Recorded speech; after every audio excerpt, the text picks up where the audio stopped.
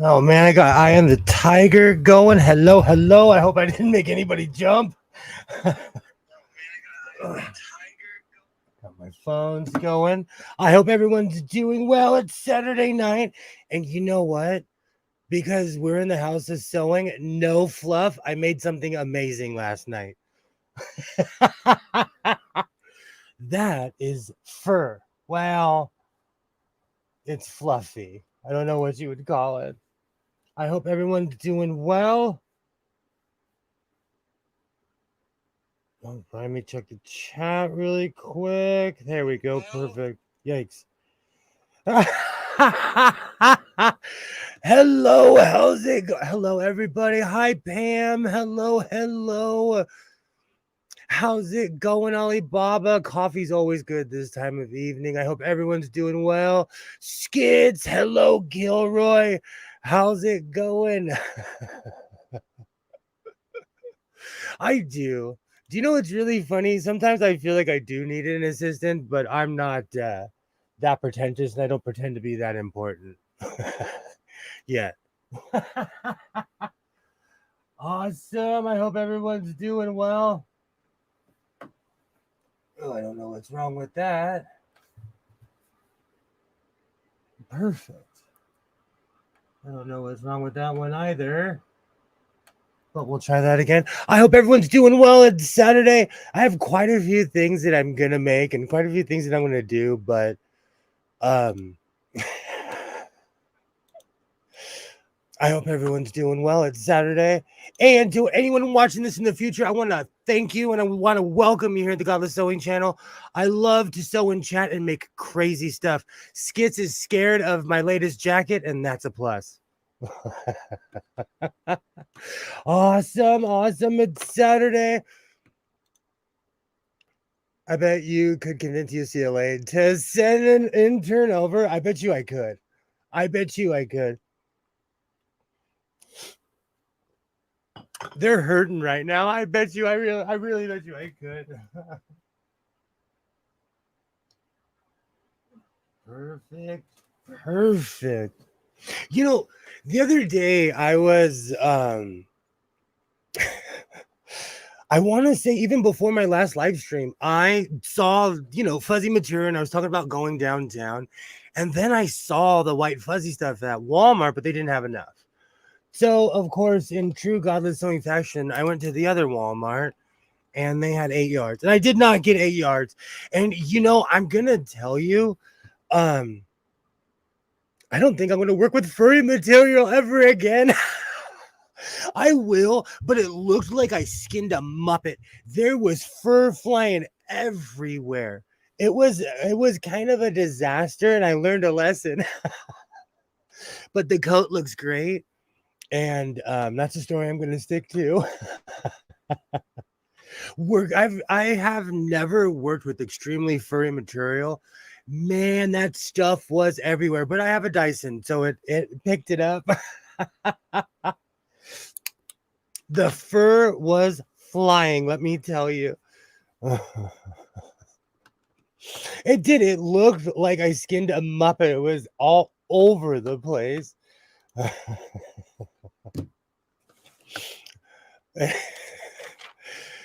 That furry stuff will get you a letter from the Society of Prevention of Cruelty for sewing machines. That's why I'm sitting here. I'm gonna line my my apron. I have quite a few things I'm gonna sew, but I'm giving my sewing machine a break for a second because I made this. I lined everything last night. I got all my shapes and put everything together, but I made this afternoon. Well, early morning afternoon. It was everywhere. And last night when I cut it, every time I would move it, I had to turn my fans off. It was literally Mickey Mouse's apprentice in here. And I was the apprentice. Oh, I made a mess yesterday, but this beautiful coat came out of it. And I learned a lesson. You're going to see when I put it on, you're going to see all the fluff and everything that comes with it. Awesome, Pam. What kind of printer did you get? Awesome. You were talking about that last night in your video. Everybody go subscribe to Pam's amazing channel. She was talking about buying a printer last night on Friday. So awesome, awesome. And Pam, you're a night owl like me because you posted it at like 11:30, I think.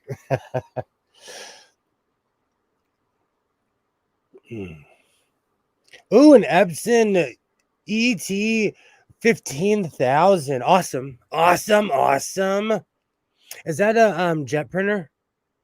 I have quite a few printers, but I had one that was so old it was still in the box. All the ink dried in the box.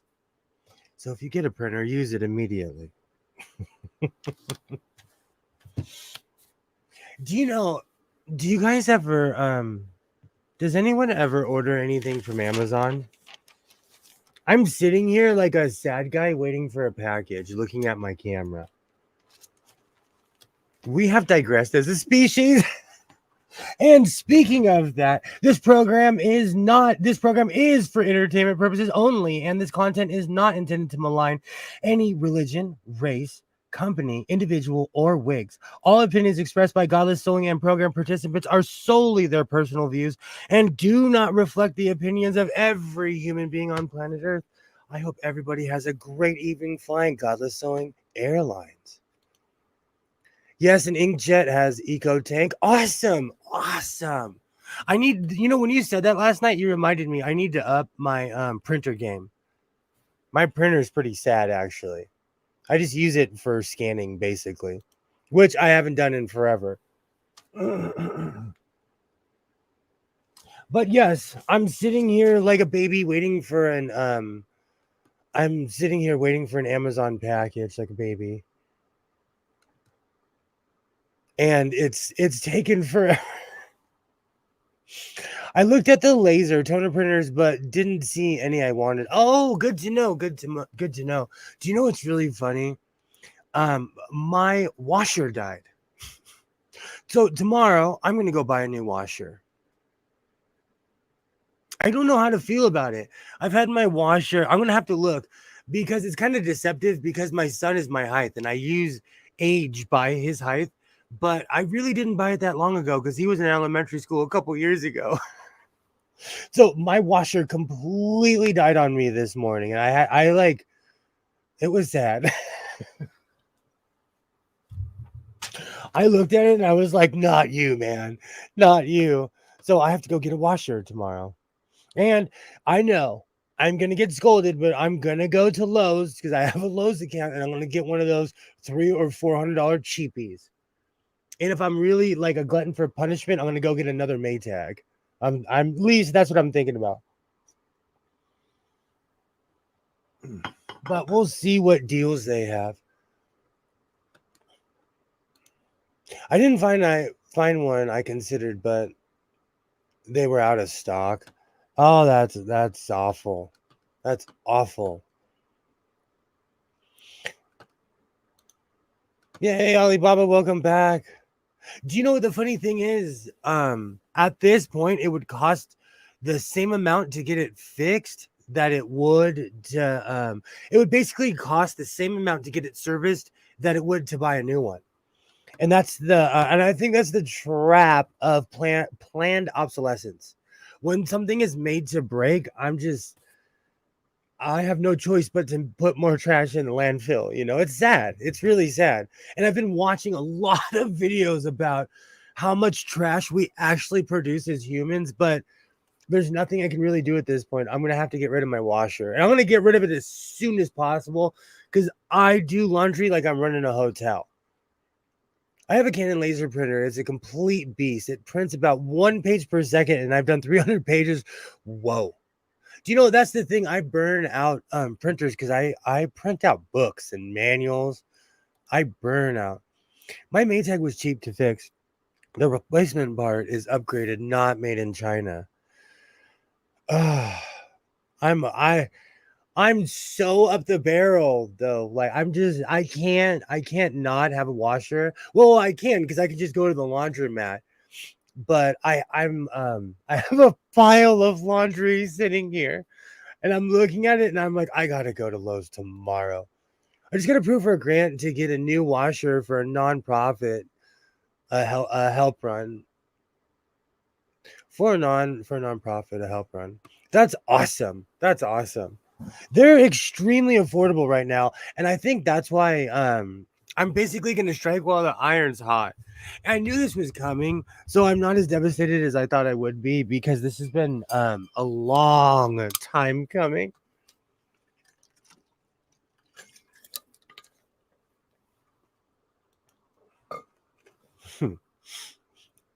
Sorry, I have the good ice in there. You gotta buy a set of laundromat machines. I would love to have one with a coin slot on it and just, the coin slot not work. I would love. I'm so old. They use cards now, don't they? I said coin slot. See, that's the last time. Now, now I'm completely dating myself because I said coin slot. I guarantee you they use cards now. I also have a specific spot I put the printer, so I also need to make sure it's fit for the spot it was meant for. Awesome. I do that. I recently pulled this sad. Let's see if yep, there it is. Hold on, I recently pulled out my keyboard because about every 6 months I pull it out and I'm like, I'm going to resurrect my synth pop career. And really it just becomes somewhere to put my patches. But that's its spot in this room. And I cleared a space for it. Which reminds me, I spent 3 days looking for the base of that and I could not find it. I owned so much stuff that it was almost embarrassing, but I cleaned my entire house looking for one thing. So it was a win-win.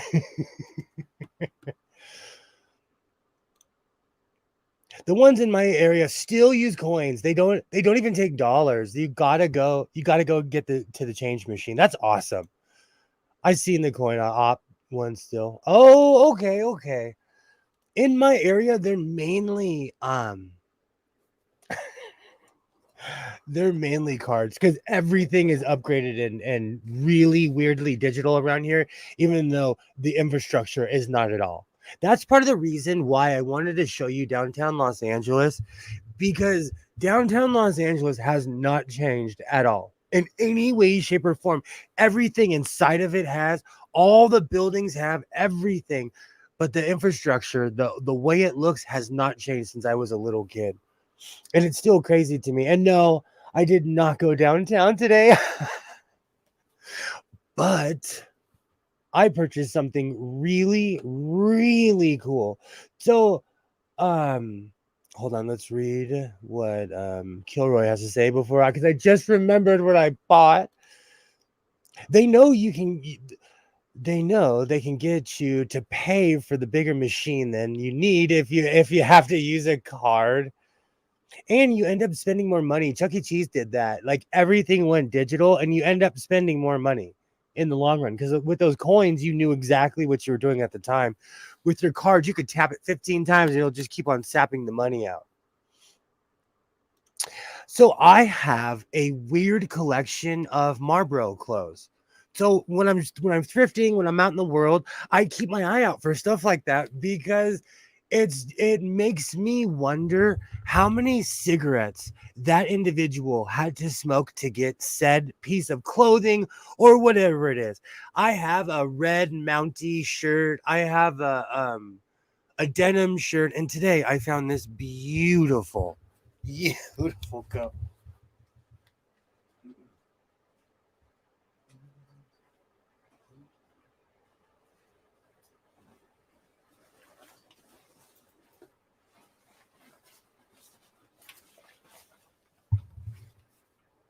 This thing is reversible here.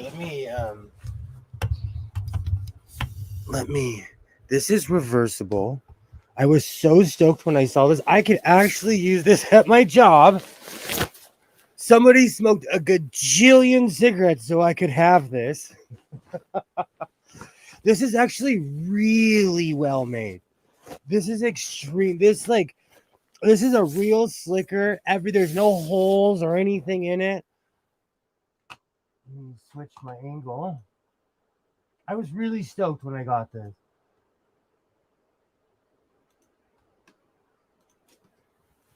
Or they bought some. Here we go. Sometimes it was a win, insert random in a pack of smokes. Oh man.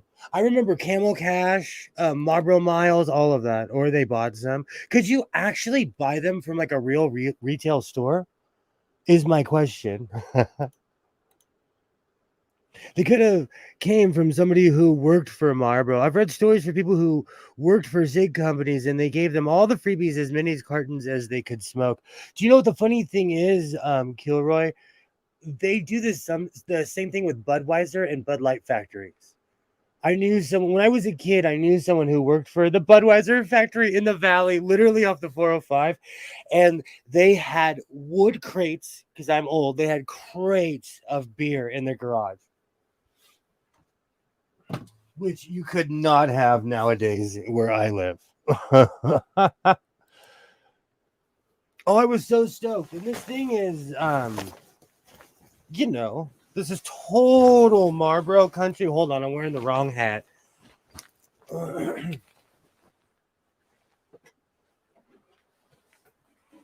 This thing is cut perfect. Now that I'm wearing it, I could smell the gajillion cigarettes that someone smoked in this thing. Oh, they tried to wash this? This is beautiful. And it's reversible. You know what's funny? I have a rule against wearing things that are brown or anything that's near my skin tone, but it's just like 2 shades darker than I am, so I'm gonna rock this thing. I'm excited. Because it's so hot, the beer would explode. He had crates when I was a kid, and I always thought that was weird. I always thought that was weird. He had crates and crates and crates. Oh, this is so Marlboro Man commercial. I hope they let me wear this in the cancer unit when I'm older. I love this thing. I can't wait for winter. I'm gonna have a long line of stuff. Now that it's the only way to get branded apparel. I always wonder who this came from. Just as sewing machines, and when I get stuff like this, it always makes me wonder, like, I want to know its story. Just like every time I get a sewing machine that's over 100 years old, I want to know the story of how it made its way to my house. Oh, this thing is so hardcore. Oh, this is beautiful. And the pockets are cut perfect and everything. Awesome.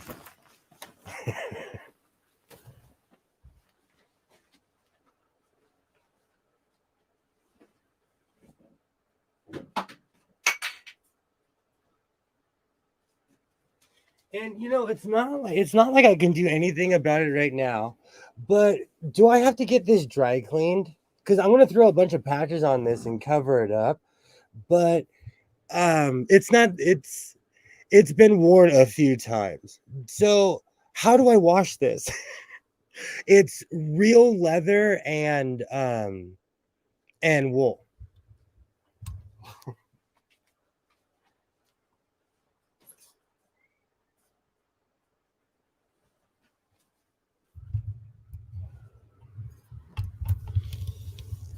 Oh, okay. Come to where the flavor is. Come to Marlboro country. I've always been really intrigued when I find that stuff. Like, who on earth did it? Who did it come from? Just as much as any sewing machine or anything like that. Like, who did it come from? Why is it at the thrift store?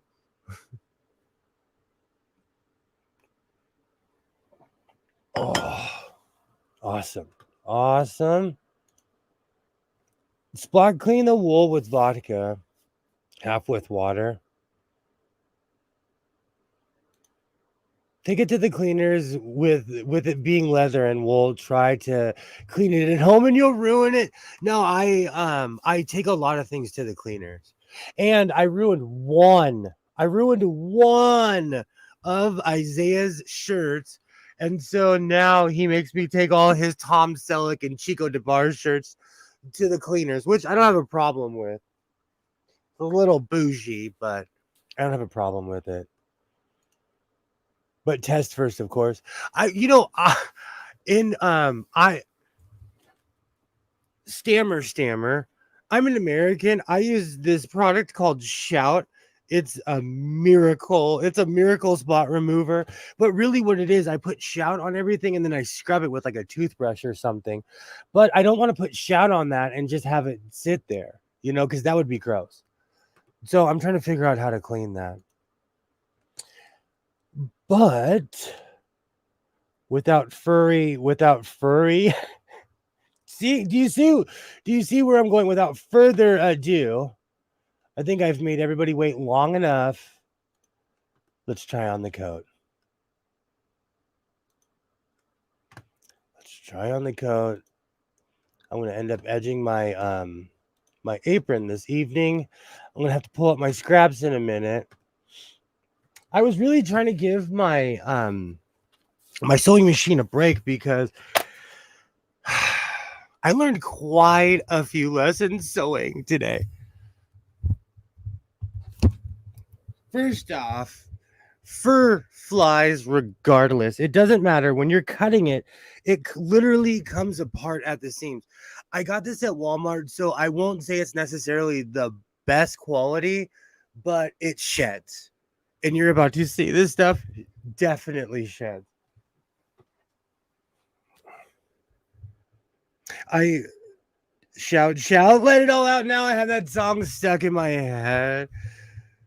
I use shout. That wouldn't be good on leather. True. That fuzz gets everywhere. It was insane. It was honestly insane of how much I got in my living room.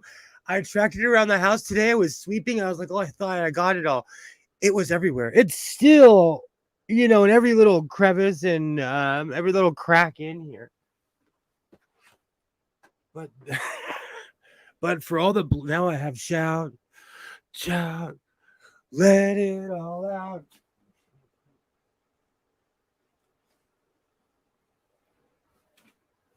Do you know what's funny? When you make something, it does take a life of its own.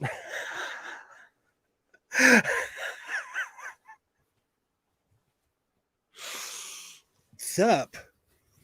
Stepping my game up a little bit. I was trying to step away from Mimi G pattern, but come on. Look how beautiful this turned out. I look like I could be in the Wu-Tang Clan. I look like a familiar to a vampire clan. This is beyond ridiculous. I love this coat. Look, I don't know. I know you can't see it, but fur is literally flying, and I lined this thing. Oh, almost need one of those vacuum shop ones or like the bands. This is very Superfly. I love how this came out. I absolutely love it. The funny thing is, every time I discover something I haven't worked with, there's a lot of like, oh, why did I bit off more than I can chew? But then when I see the finished project, I'm like, oh, this is worth it. Even with all the fuzz and everything that's been flying. So, should I make a hat? Thank you, Pam. Thank you. And I am not above telling the truth. I got this material at Walmart. Because the stuff at downtown, they wanted $35 a yard. Because originally I wanted to make this coat, it was rainbow colored, but it was like off rainbow color. The coat was awesome. But at Walmart, this was $7 a yard. And I lined it with the stuff that I got downtown. And it came out perfect because this is just light enough where it won't stick through. Because even though this is fuzzy, it's not necessarily thick, even though this is warm. Thank you, Pam. This is now my thumbnail makes sense. And I was gonna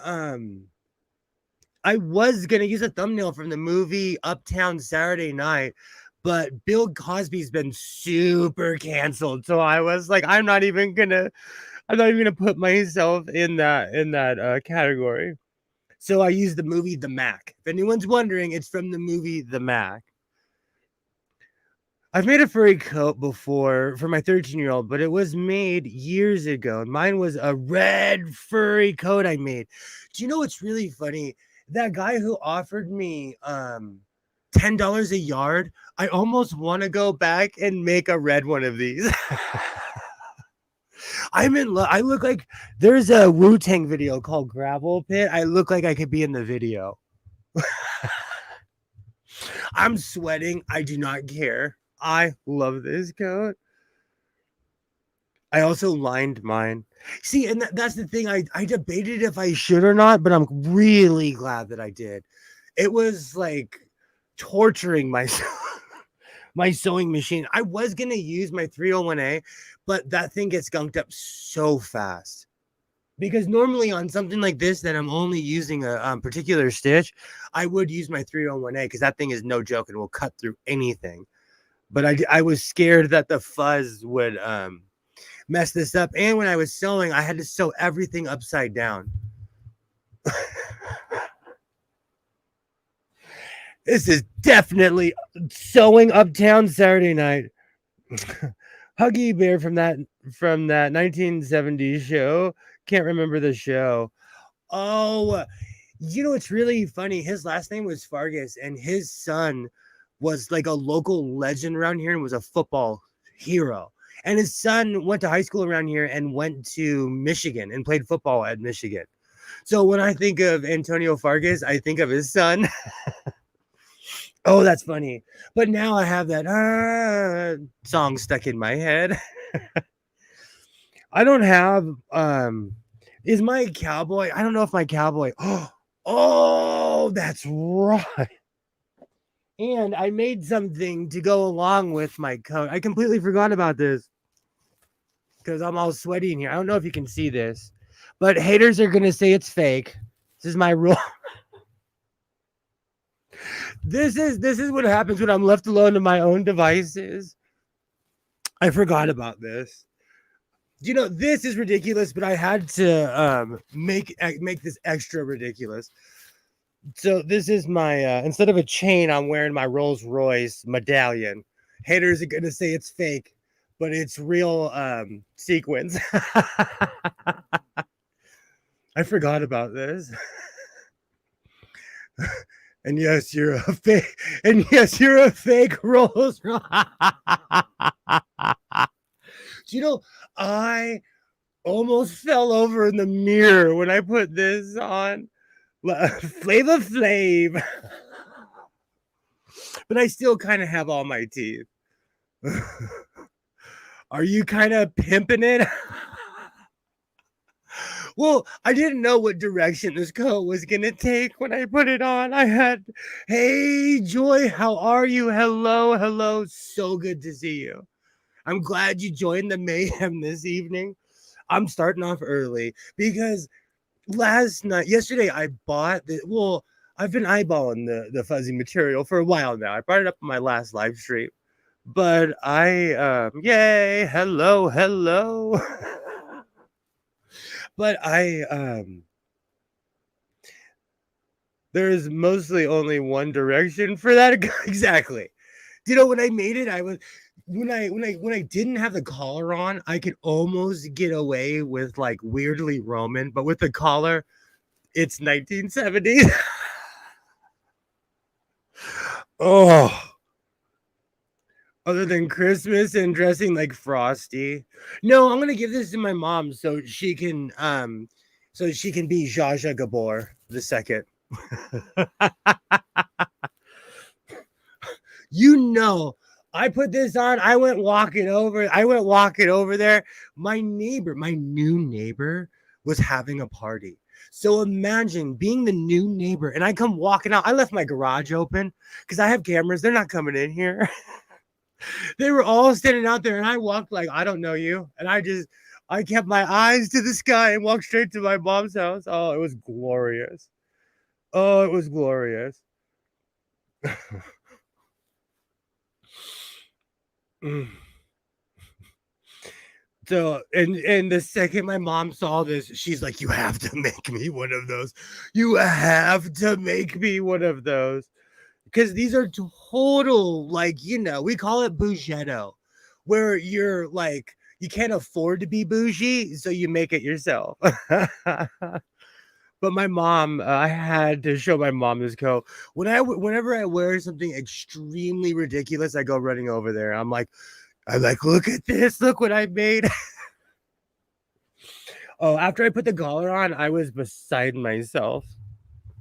Oh. And I'm gonna eventually put this on something. I was thinking about putting it on here, but until I decide, I'm gonna wear it as a fake chain.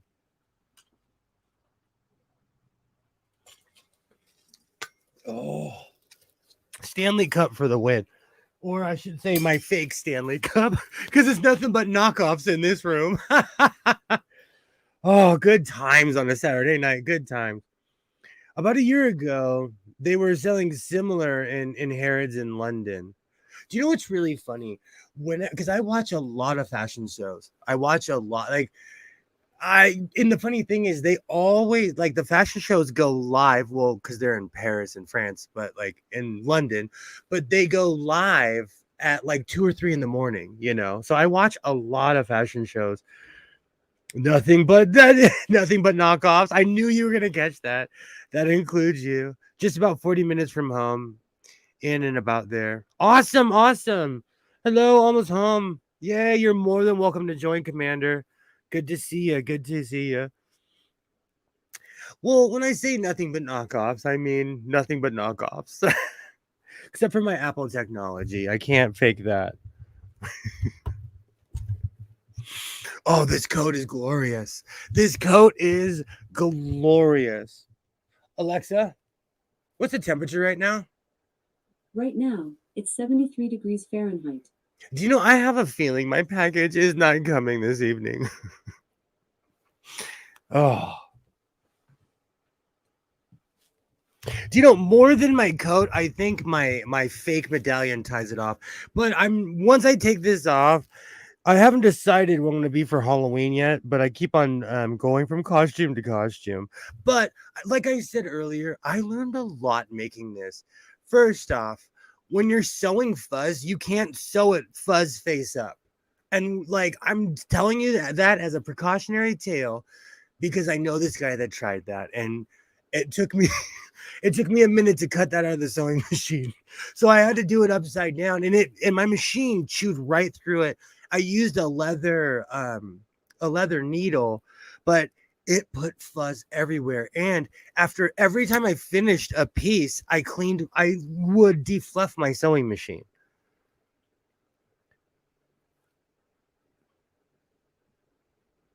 If it's FedEx, it could come to 9 p.m. Ask me how I know. Well, I'm an Amazon person, but you know what though? I have Chico and the Man because I googled it because I wanted to save it because the second you said Chico and the Man, Kilroy, I was like, I know what I'm watching when the stream's over. I know a few sites where you can watch TV for free. All right, let's check my Amazon package live on YouTube. You're gonna watch Godless Sewing cry. It's gonna say delayed. No, it still says arriving today by 8 p.m. Maybe that's 8 p.m. Hawaii time. Because where I live, 8 p.m. is in 28 minutes, but I won't cry over a missing patch. Que sera. I order a lot of stuff, okay? And I'm going to say this as just something that happened to me. I never upgraded my account. I had regular old Amazon. I always paid for shipping, and recently I've switched to Amazon Prime, and they have messed up almost every package that I've sent to my house. I don't know if that's just Rodney Dangerfield territory, but ever since I've switched to Prime, and I'm because I'm like, no, I want it now. I need instant gratification. Every single package, I hit that button where I'm like, okay, rush it to my house. I'll pay you extra $10. Nope. My kid, that's the Karen moment of the evening. I hope everyone enjoys my coat. I had Amazon Prime, but just decided I am not paying for Prime for a while. I had gotten super expensive. I feel ripped off because when I had my old stinky account, um, it came on time. I didn't have a problem one time. Not one time did it not were they not spot on. And if they were late, they'd tell me like, "Hey, this is coming from, from Antarctica, so it's gonna take a second." I tried Prime once, never again. A package that should have taken 3 days took 2 weeks. See, that's and I know they're not different companies because I know some. I have an inside track. I know someone who works for the local warehouse, so I know they're not like separate or anything. It's just crazy. Ever since I've got Prime, like, uh, it feels like the old days when they were like, "Well, we think it'll be at your house by Tuesday, or some Tuesday." This is why I enjoy going downtown, and I enjoy the instant gratification of getting crazy things like this. And the funny thing is, this patch is humongous and it's handmade. So this would have been 20 or $30 online. I got this for $7. And I've also noticed that a bunch of patches that I see, I'm looking something like this, okay? This is a medium-sized patch. This isn't even like a back patch. This is just a medium-sized patch. This would be anywhere from $10 to $15. This was $3 downtown. So for as much as I do love the convenience of getting things shipped to my house, I don't know if it's I don't know. Do you think it's the instant gratification of just instantly getting stuff? I've officially become the West Coast Seinfeld. I'm sitting here with my pimp coat and my red LA hat and my fake chain. I am officially an 80s cliche. Snail mail. Do you know what's really funny? In my area, we have really sorry, the Dodger game's on. We have really, really reliable mail people. There's a mailman and a young lady. The man has been around since I was in elementary school. He is no joke. And when he's on vacation, everyone can tell because the mail gets messed up. So around here, our mail is pretty. I hate using the word infallible, but they don't mess around. It's UPS and Amazon and all that stuff. That's just a giant mess around here. Sorry, my neighbor's having a giant party. Well, I don't blame him. The guy paid $1 million for that house. He better have a bunch of parties. But my camera's going off. He's setting they're setting off the sensors. Usually it's really quiet around here. Oh, this is getting hot. I'll wear this for a while. So this coat was definitely a success.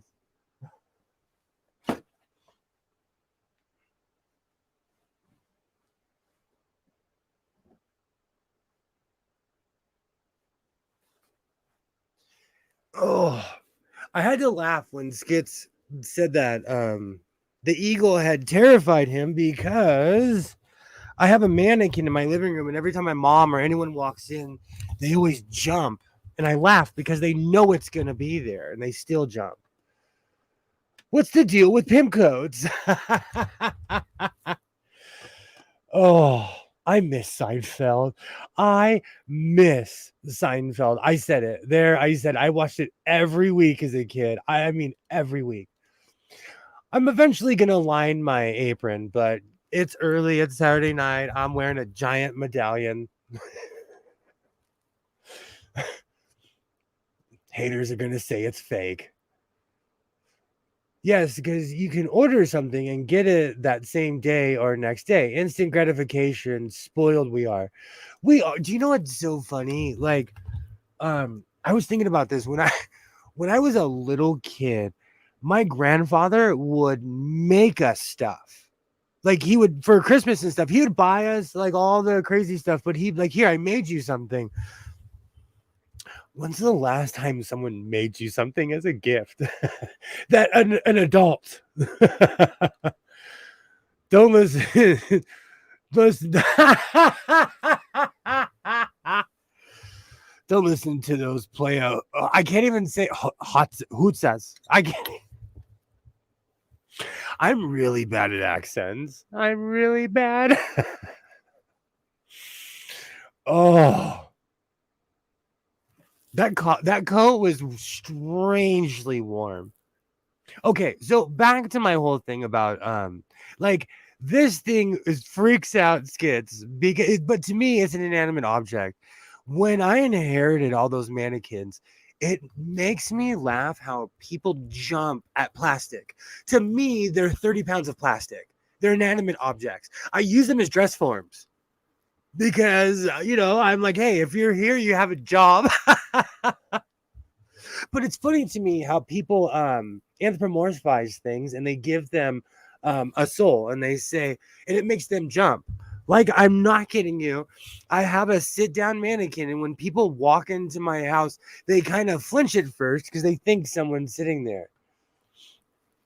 It makes me laugh. I kind of look at them as inanimate objects, as tools. All right. So, what should I line my apron with? I used a really stringy material. Should I be... Oh, I should use the leftover purple from my jacket, huh? As we can see, I'm using purple for everything else except for that. Oh. People do that with sewing machines. Give them names and the others are their friends. I grew up around like farm animal adjacent, so I learned really quickly not to name things or fall in love with anything. And I know it sounds cruel, but my father would be like, that's breakfast, lunch, and dinner, because he was trying to emphasize to me, like, don't name it. except for dogs and cats. I do not name my machines. Let's where's that line? Because I always talk about it. I was booted from a group where people drink their coffee like this because I put stickers all over my sewing machine.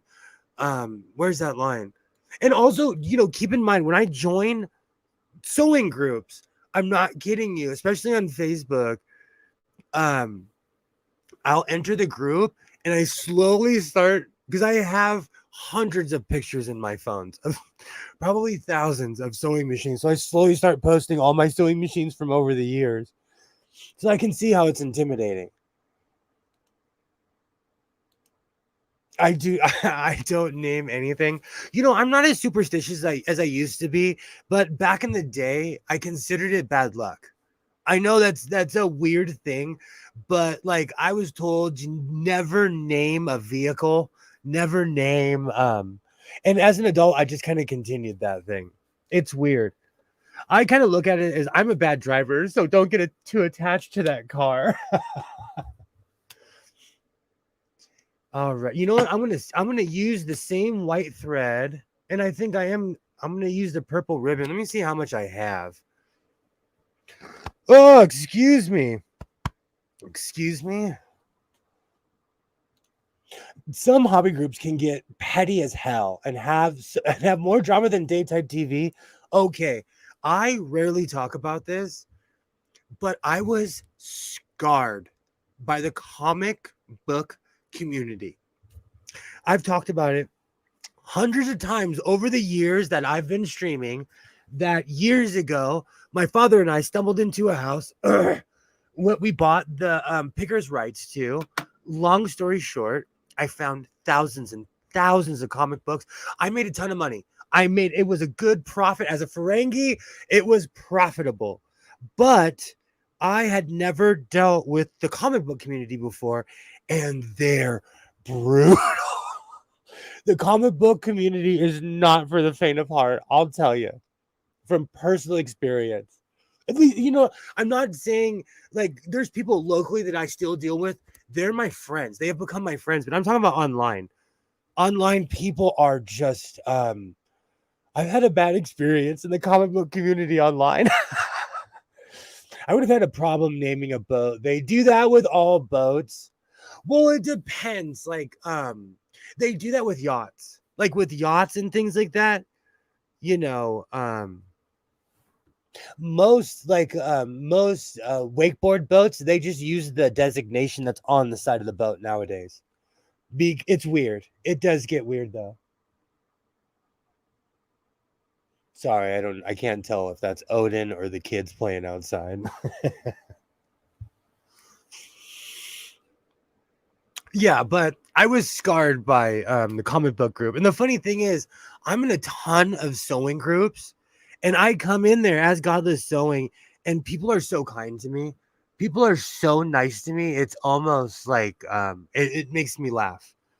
And I've commented on a bunch of really big YouTubers, especially a lot of people from the UK.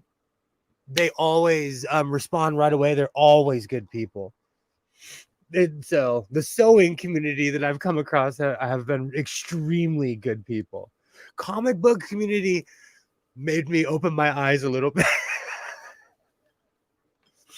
And I have PSI rated comics and everything. It's just a cutthroat world.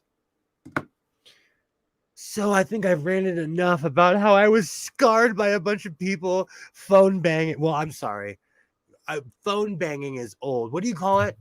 They had internet muscles.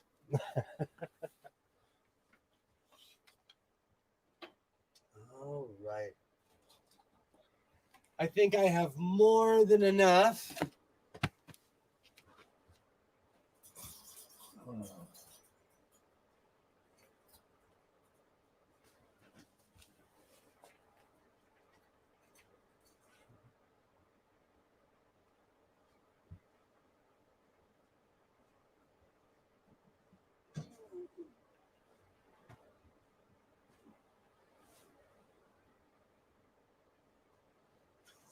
All right.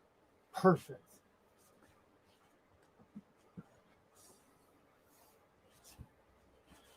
All right, I'll bring it over here. Oh, that thing is glorious. That coat is glorious.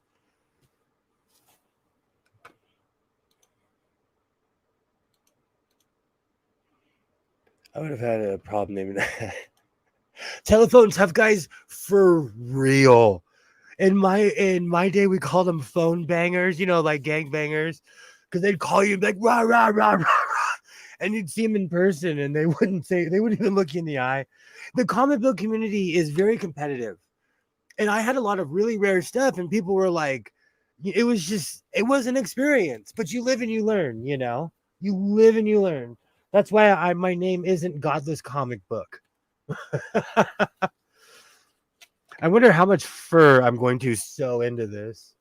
This is going to be funny. Oh, that purple will look perfect on here. Beautiful. I think a lot of it too is people are anxious and they say, and people say crazy stuff online that they would never say to your face. And like when money's involved, people like to kick the tires. And I don't blame them. I really did just drop that entire roll. Okay, perfect. I'm really glad I went overboard and I bought a ton of this stuff because it's a good way to finish projects like this. And this color really sticks out.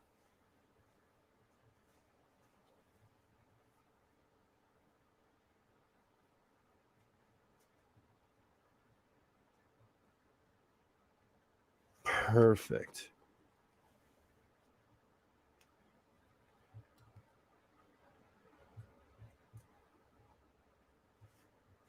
Awesome. This thing is actually really perfect for being in here, but like I said, the material I used underneath is really stringy. So I'm going to have to line this just to give it some definition. Perfect. I hope everyone's having a good Saturday night. I made a pimp coat and I was dancing around my house like a crazy person. That was awesome. My washer died. I cried over it. If I lived anywhere near a body of water, I could give it a Viking funeral. But where I live, that's highly illegal. Highly. Kilroy, where you live, can you give things Viking funerals? I imagine. All right, let me cut that piece and make it even. Actually, you know what? I should have went higher. And for quality control, I'm going to pull that out and do it over again. That's the one thing about sewing is that people don't talk about is our mistakes. Beautiful. Perfect.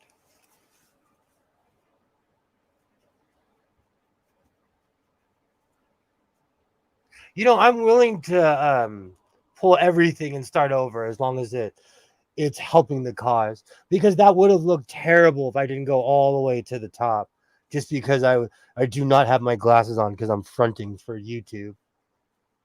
All right, beautiful.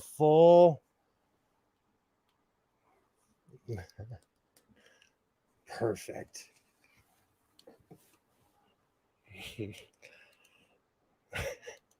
It definitely is a pimp coat. I'm man enough to admit it, Joy. I am. That's why I made the thumbnail. Like, I had an idea what it was going to come out as. I've had this eagle head for so long. It's not even a signal to anyone or anything.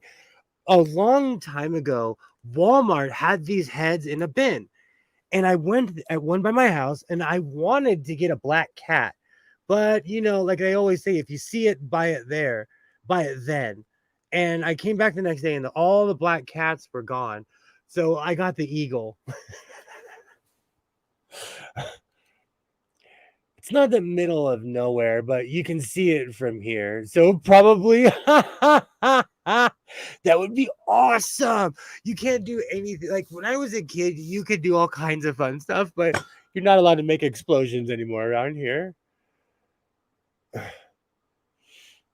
You're not fronting anybody but yourself. Absolutely. Absolutely. The necklace adds to the effects. It looks great. It looks great. And once I sew it on, it's gonna really change the whole look of this. So I'm stoked. That's one thing I love about stuff like this is that as I add stuff on, it really changes the look. And because I'm a perfectionist, I'm cutting it right at the tie. Perfect. And I will continue down. Now I just have that song stuck in my head. And I won't mention it because it may or may not be about a man from a certain land. How much of a copyright strike do you think I would get if I played a Boney M like I used to do with my old videos?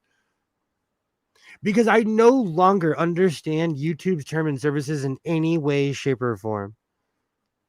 Do you think I'd get too much of a strike if I played that song? Or just it all depends on who it comes from, I guess, if they're going to strike you or not.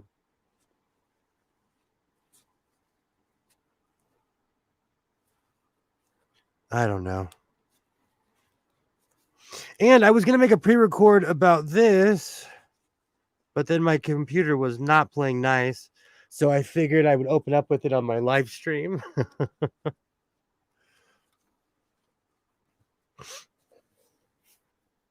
Because Boney's everywhere on YouTube. So I would imagine if I put his song in one of my videos, I would not get a copyright strike because he's everywhere on YouTube.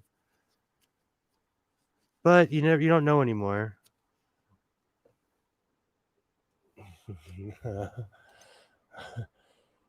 They probably bend you over and not use lube.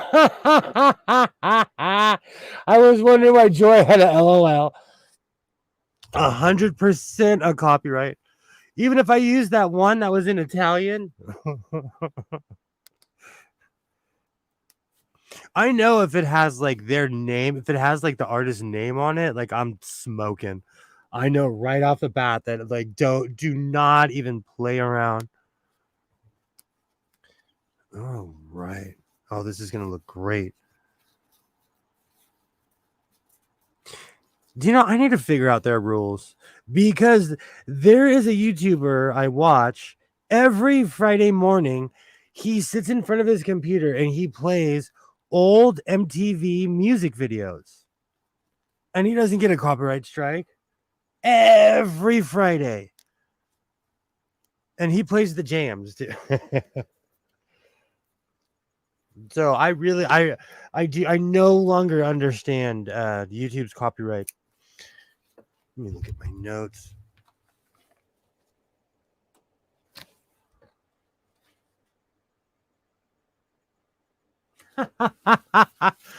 I'm such a Karen. Oh, most of my notes are like, I hate people's driving. Who gave? I looked at my notes and it literally said, who gave these people licenses? Today, this young man was so mad that I passed him. I got in front of him and he started tailgating me. He started flashing his lights. He was reaching in his car and everything. And he pulls up next to me and then he had his window rolled down. He pulled up next to me and he looks at me and he rolled up his window. Oh, young. He was a young guy, probably a teenager. His car probably went really fast and he was mad at me because I wasn't going fast. But that young man was extremely angry. And I think that's one of the reasons I wrote, who is giving these people licenses? Because he was and you know the funny thing is, like when someone's driving, do not try to get their attention. They're driving. I'm like giving speeches like he's in the audience. That young man is not going to have his license very long at all.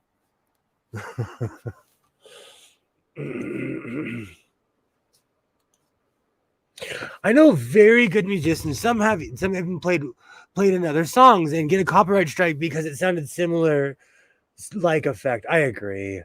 I don't either. Whether you play a song, it shouldn't get a copyright strike. Exactly. I don't get it.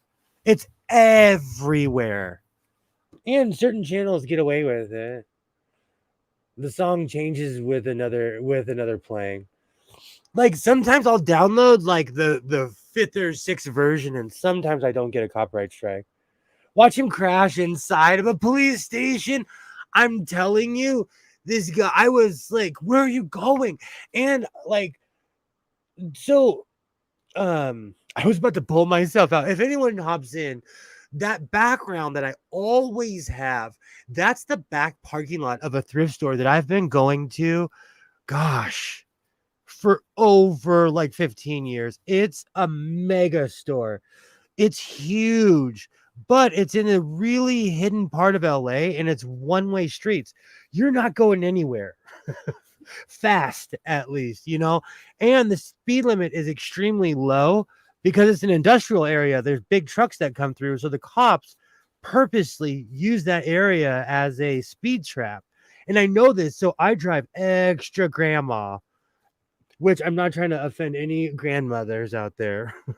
I drive slow when I'm in this particular area, which honestly, ever since my car accident, I've been driving much more cautiously. But this kid, and he wasn't the only one. Like in LA in general, I understand we tailgate, but it's chaos.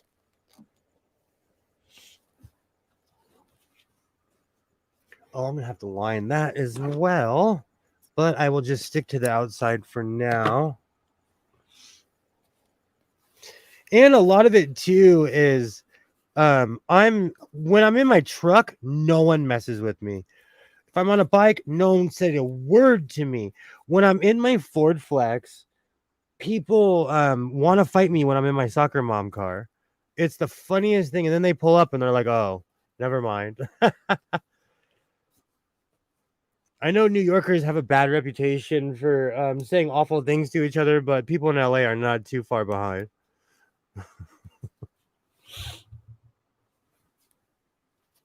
And it was literally just it's just strange to me how angry people are on the road. And I get it. I get anxious myself while driving, but come on. All right, let me pin this piece. So I went to my thrift store and I was kind of disappointed because I was looking for this place is denim heaven. I mean, they it's unexplainable. And I'm not even being an exagerado when I say this, and that means exaggerator in Spanish. I'm not even being an exagerado when I say this. Um Almost every other vest in this room I got from that place. So that place is denim heaven and it's affordable. But now when I pull in the parking lot, I see Teslas and Maseratis, and the yuppies have figured out my secret. So now that place is swamped with people. And it's funny because it's in an extremely industrial part of really bad part of town, and it's nothing but like yuppies in the parking lot. Myself included. Myself included. I'm not saying that I'm not one of the yuppies, but I found this store out before it got put online. And because of that, their prices have gone up. And I don't blame them. They're in a renaissance. They're making a ton of money right now. I don't blame them. But the problem is there are certain sewing machines that I see, and they they've been there since I've picked them up and put them down because the price was so ridiculous. I was gonna take a picture today, but these guys were literally huddled around a sewing machine. It was a standard 1980 Singer, and they wanted $80 for it. And there's nothing I can do for that. Nothing. $80 for like a $20 sewing machine, and it's not like I need another table in this room. Oh, right.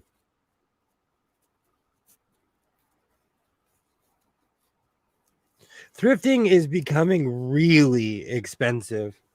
I'm gonna have to find new spots. I might I'm not even saying this to be funny, ha ha ha, but I might drive to like the Antelope Valley or somewhere in the opposite direction from which I go. Because I purchased over like 20 or 30 sewing machines from Ventura just in like a 4 or 5 month period. I've scoured almost every thrift shop in LA. It's time to head east. Because the prices are going up, because people are not necessarily going to retail shops anymore. They're going to these thrift stores. And they have quality stuff at the places I go to. You found out before. That makes you a yuppie hipster. I was cool before they got there, man. It still makes me laugh when I see the younger generation wearing Jenkos. It takes me back. It makes me laugh. That goes like that. They have the old stock, then when they run out, they lose the business. They sometimes can't get some more. This place is, and you know what? It's an extremely awesome store. Like I said, I've been going there since before Isaiah was born. I absolutely I love this place, and they also have a day program. I love people that helps anyone that helps people with special needs, like you're my friend. And this particular organization has day programs. They have there's a second chance employer. So I give them my business as much as I can if I'm on that side of town, but it's become really popular. And I know all the people, and we all like speak Spanish to each other, and we have our little inside jokes and everything. They've watched my son grow up too, it's just sad. It's just sad. Have to look for closeout sellers. They have 40 industrial tables sometimes. And that's another thing. I've called that number and I'm waiting for a call back for that building. So if I buy an old sweatshop, don't judge me. I'm not kidding you. And even if I rent it out, like the rent was, I was like, huh? When they said the rent was. So if I rent out an old, so if you start seeing some crazy videos, I rented out an old sweatshop. Yes, gotta go to Liquidators. You can get some monster deals at Liquidators. There's this one place, but they're like, okay, so I live on the Los Angeles is huge. Okay. So when I say Los Angeles, that's not including like Long Beach. That's not including Orange County. That's not including other places. And there's this one liquidator I see that I don't know if it's in Orange County or Long Beach, but it's a good 2 hours from my house. But I really, really want to go there. But yeah, the thrift game, which after I lined this, I just remembered I have a sewing machine that I need to show off that I did purchase in my beautiful thrifting. Alibaba, do you know anything about the Ward signature sewing machine? Or does anyone know anything about Ward's signature sewing machine? Perfect. It has that standard Japanese clone look. The second I saw it, I knew it was going to say made in Japan on it. And for anyone who knows, I am in love with Japanese clone sewing machines, but this one in particular, it's well put together. Because a lot of sewing machines that I get that are clones are really trashed. It stitches. It's really thank you, Joy. It's really awesome. It's really like I'm gonna pull it out. I love that 1960s, 70s style because to me, I'm a Star Trek geek. So I apologize for the reference, but it looks like a Romulan warbird. I don't know Ward too much. They had a lot of options. Okay, they're made by the Happy Sewing Company. Do you know anything about the Happy Sewing Company? That's all. You know what? You and I know the same, Joy. I did a bunch of research on this machine and I'm like, it stitches. You and I are right there. Because I was gonna like because I take notes on certain sewing machines when I buy it, and they said that this definitely 1,000% came from the Happy Sewing Machine Company. and the only reason I know that is because there are thousands of these on the market. Thousands of them.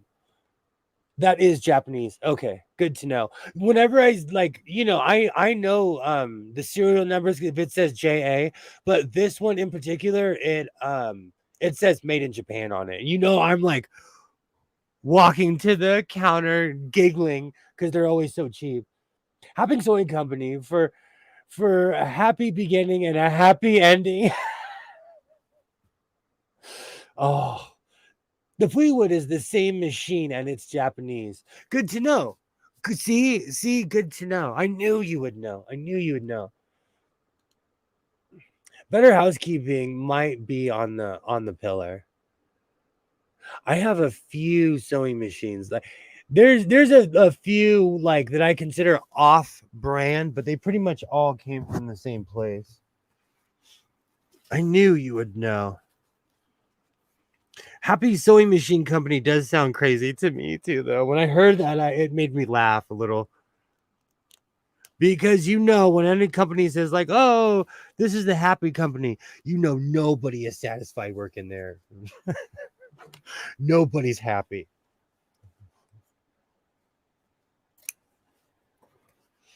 All right.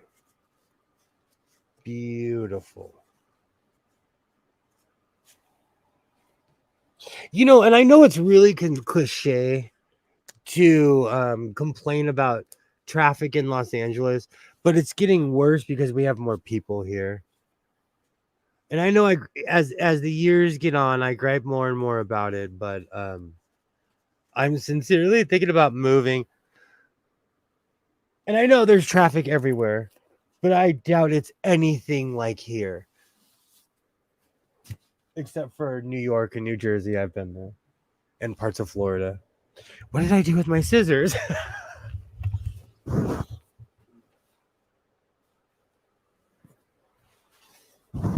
Pretty standard. I was sitting on them. Pretty standard.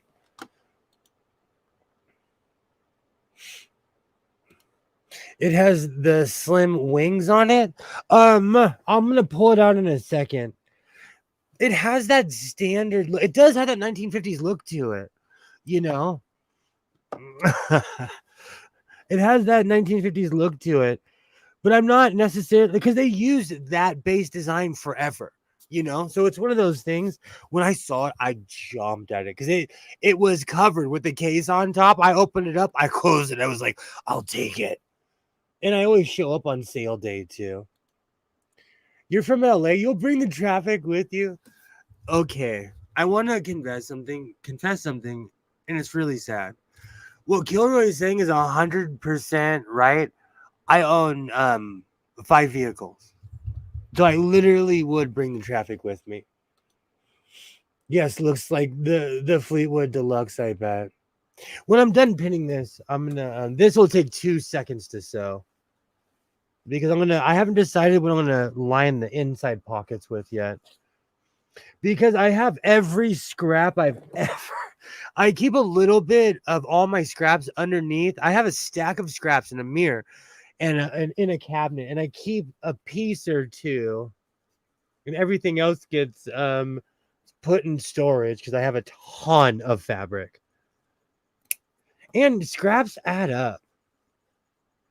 Pam, if you're still there, what do you do with all your scraps? Or anyone else, anybody, what do you guys do with your scraps? Because I'm gonna have to start making quilts, and I'm not kidding you when I say I have enough to make a car cover. What should I do with my with all my scraps? I really don't know what to do anymore, and I have so many that they're adding up fast. I guess I'm gonna have to start getting into quilting.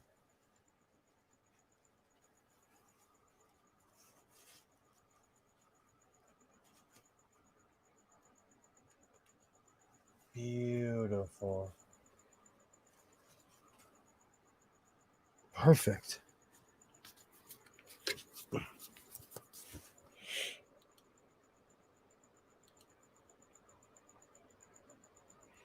Lots of quilt tops. I was thinking about making pants. I have a ton. I have enough to make like a couple car covers. It's embarrassing because I'm a fabric hoarder. And like it's really adding up now. But I have a few convenient places to hide my scraps. I put them in a bag. That's exactly what I've been doing. But like recently I've been cleaning out my house completely. I have 8 55-gallon bags in the back of one of my trucks. Not to mention the 55-gallon bag I'm working on right now. Throw them in the trash because I know I won't do a damn thing with anything of them. So I may as well not lie to myself and let them sit around. And that's the thing. I don't want to like. I'm not I'm a hoarder of stuff. See, but to me, scraps aren't trash. And I'll fight you if you say scraps are trash.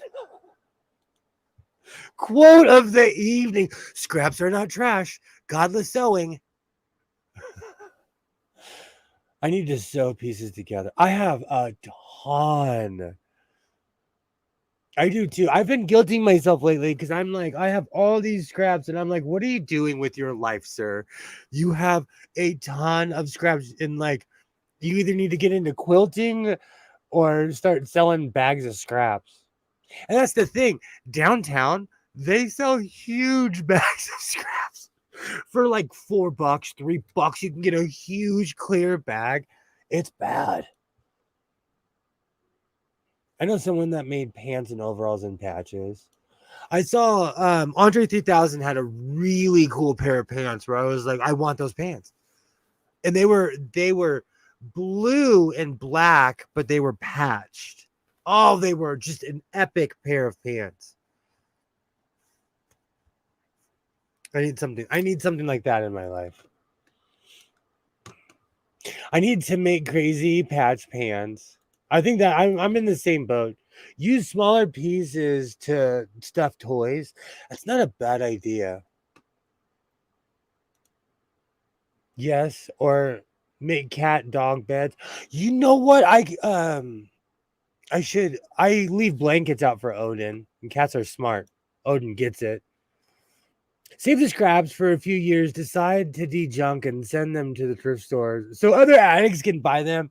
True. I would never throw them away. For as much as I'm sitting here and fronting like I would throw them away, I would never throw them away. um I'm just trying to decide what I really would do with them. Because I'm in love with my patch jacket. I'm gonna have so many things to wear. I can't wait for it to get cold already.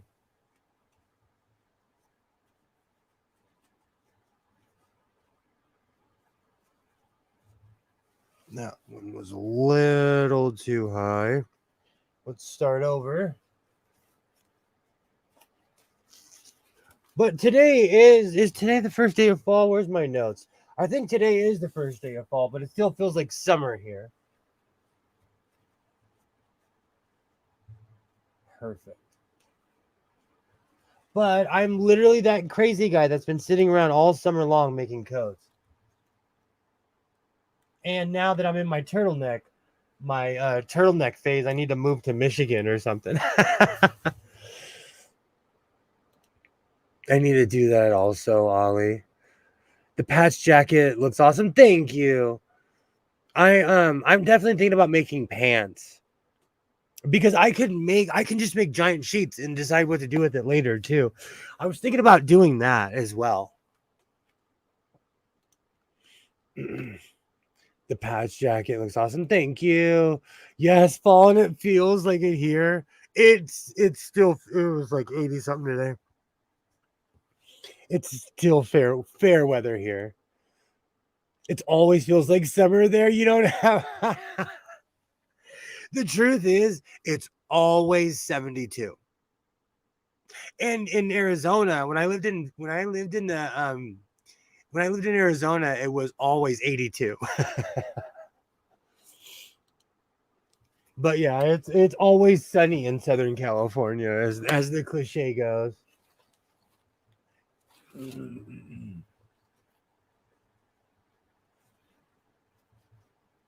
Oh, that's perfect. Perfect. I'm so glad I bought a dramatic amount of the ribbon.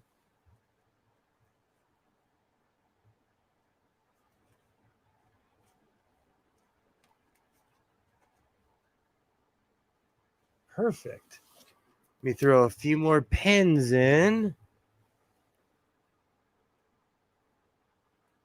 Beautiful. Oh, it's gonna look extra. That's gonna look awesome with the purple. All right. So, what color thread should I use?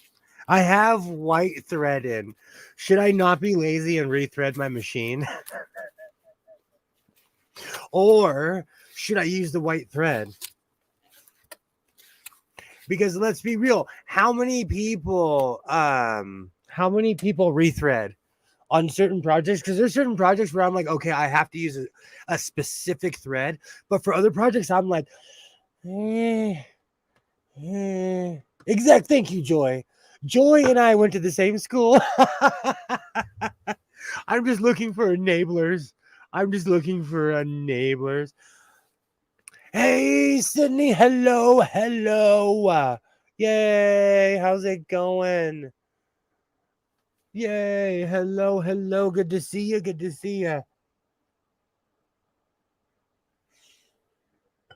It's true, Joy. It's true. I'm just looking for a neighbor. Yay, hello, how's it going, Sydney? I rethread when I think it will work, then white or black. That's the problem. White and black are pretty universal as far as sewing, though, so they go with almost everything. But a while ago, I had a hair and I bought one of those outrageous boxes on Amazon that had like 500 spools. So I have every color you could possibly think of. So I try to match the projects. But, like I've used tons of red. I've used all the black. I've used all the white. Yay. Hello, hello, hello. I don't think my Amazon package is coming. I'm going to say this for the gripey crybaby record one more time, and I will not bring it up again. I promise. Maybe. Ever since I got Amazon Prime, they have not delivered on one of the days they said they were going to. Oh, running late. You think? Oh, don't.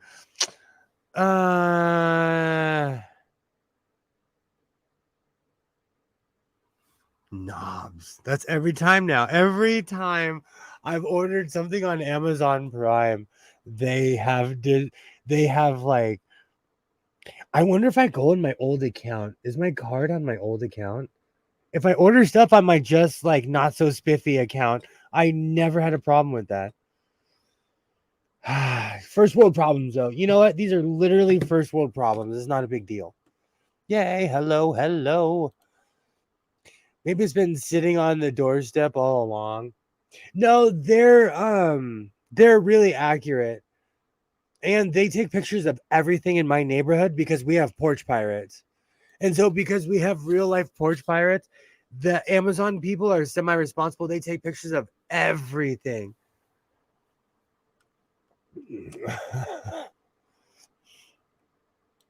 Carlos Sewing, can you buy me a trash can? Do you know what's really funny? I just bought one. If you lived any closer, I'd give you mine. I literally just bought a new one.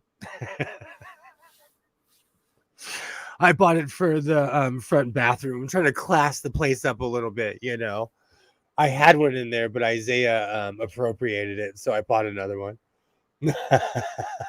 I think it's really is the changing times for delivery, not the level of subscription.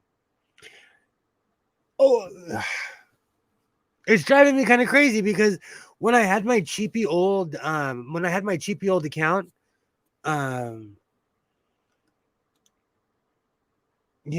nothing. No one said anything. I see Joy's comment. Oh, I know you're just kidding, Sydney. I'll quit yakking. Joy wants to see the goods.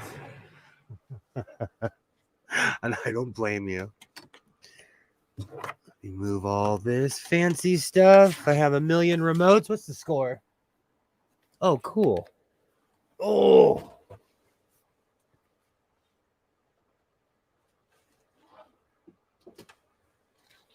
Let me move this.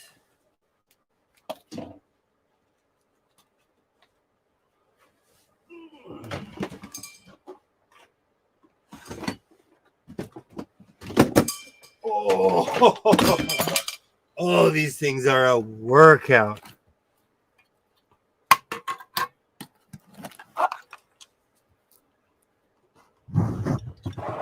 Awesome.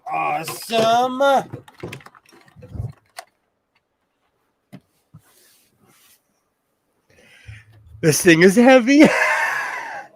I did. Do you know what's funny with me when I post machines? You can't tell if I've already had it or if I got this, but this thing is pretty, and it's avocado green. Hockey. Oh, I'm watching baseball right now.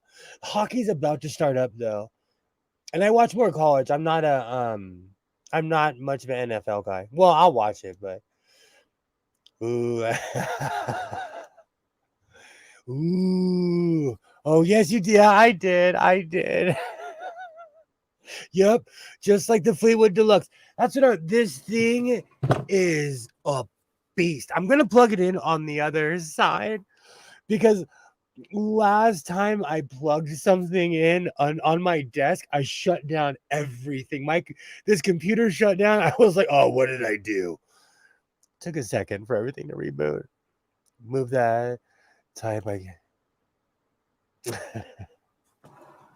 This thing is beautiful. And it's got, it's in really good condition until it met me. It's got the fur all over it. I mean, that fur was everywhere when I was cutting in this room last night. This thing is in perfect condition. You can tell it's been used by the foot. It's not brand new, but this thing, and it's got a bunch of sticks. Like somebody really was pushing into this. This thing is used, but it's well taken care of. That thing looks like it go down a runway and take off. I'm telling you, it looks like a Romulan warbird. The Fleetwood is painted 2 colors. Roll Tide. Do you know what's funny? I have every channel known to man is college football. I watch all that stuff. The color is this color gold. It does have kind of a gold shine to it, but up close it's avocado green. It's got that really old school avocado color to it. This thing, if you look at the metal though underneath here, it's in perfect condition. And now I'm on a search for Kenmore cams. I bet if I hit up my friend Fred Sanford, he'd know. Oh, I guarantee you, if I hit up my friend Sanford, he would have a ton of old Ward's machines. I might actually now have a reason to hit him up to see if he has any Ward cams. But this thing is perfect. Let me plug it into something that's not plugged into something else. And we'll play with it a little bit. Do you know, I always judge a machine based on if the light works. I know that's really weird, but it's amazing to me how a 50 or 60-year-old light can still work. Boop. I was like, is it not working? This thing's a beast. I haven't oiled it or anything. This thing is an absolute beast.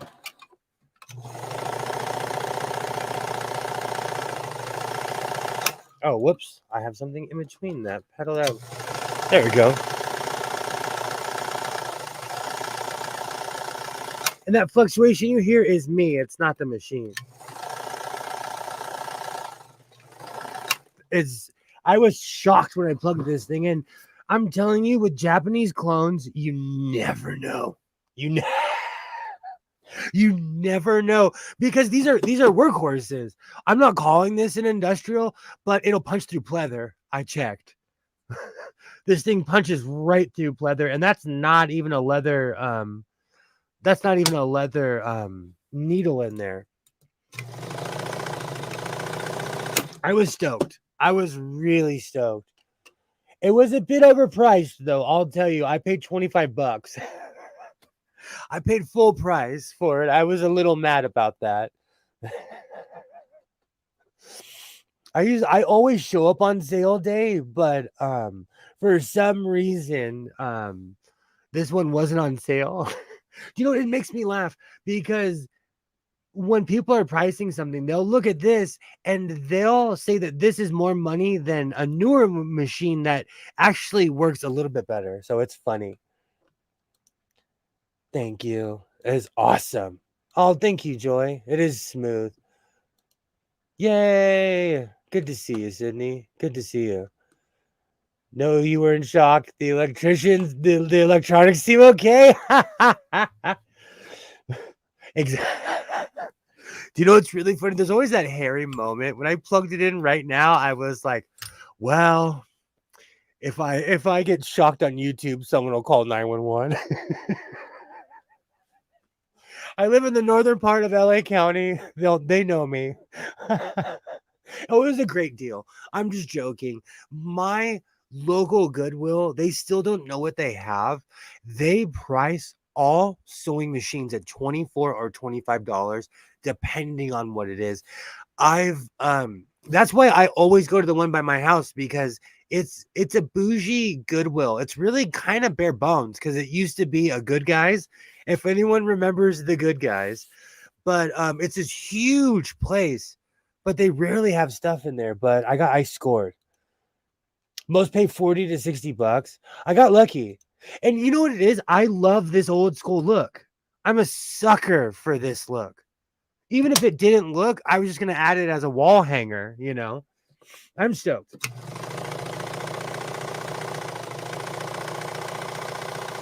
So now, if anyone knows where I can get Ward's cams, hit me up. I'm stoked. My local Goodwill came through, finally.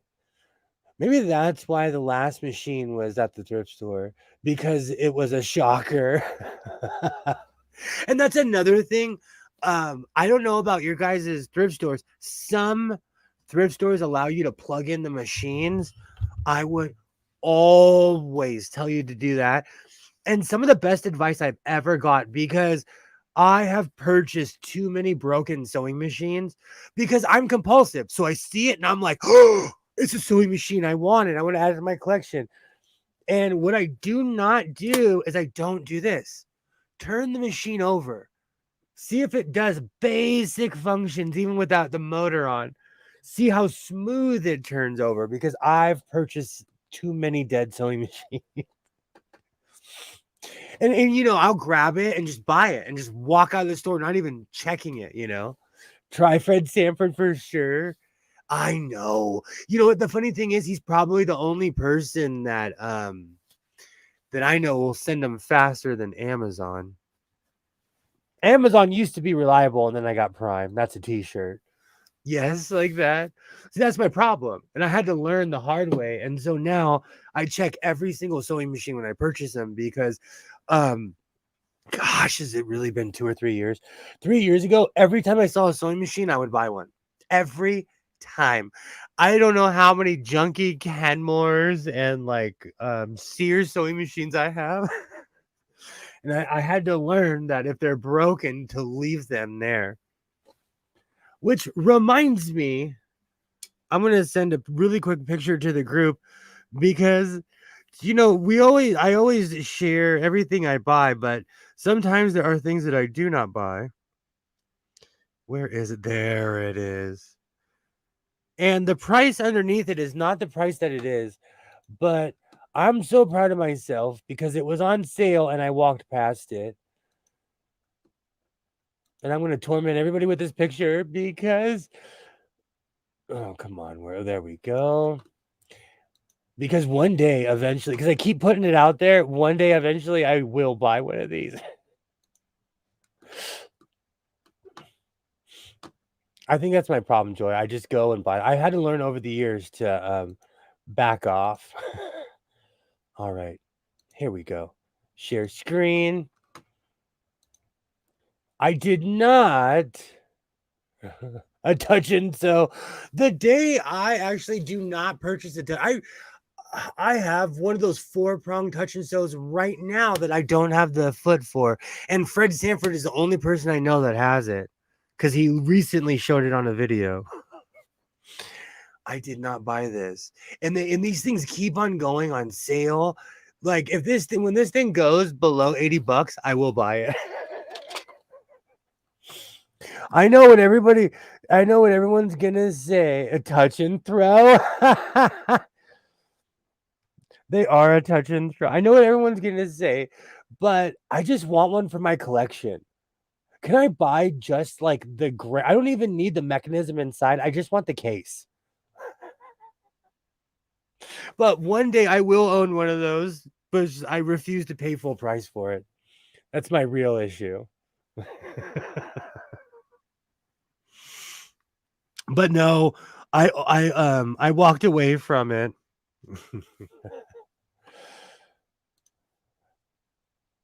They're good for 3 tough projects, then they need to be fixed. Yikes.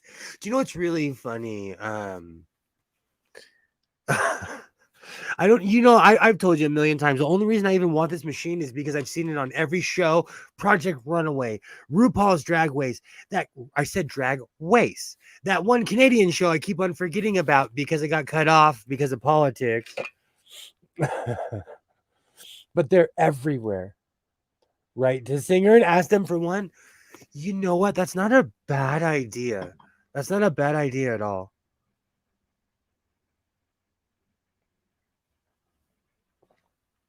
Dear Singer, I am a hopeless shill. I do nothing but shill for your company. I'm sitting in a museum of singers. Can you please send me one? Should I be grovelly in my letter? Or should I be like, hey, may I please get a sewing machine, sir? There's some that look similar, but they're more robust, but cost way more. I've seen, do you know what it is too? Also, over the years, they step up the quality of it. So I've seen the new gen ones that are all electric, but I don't know if I could hang with one of those. I really don't know if I could hang with one of those. I definitely want one though. But let's be real, it's only for the sake of the fact that I've seen it on TV and I want to I'm sitting in a room of Singer sewing machines. So I just want to add it to the Singer collection. And that fell again. Who needs a gym when you have sewing machines, huh?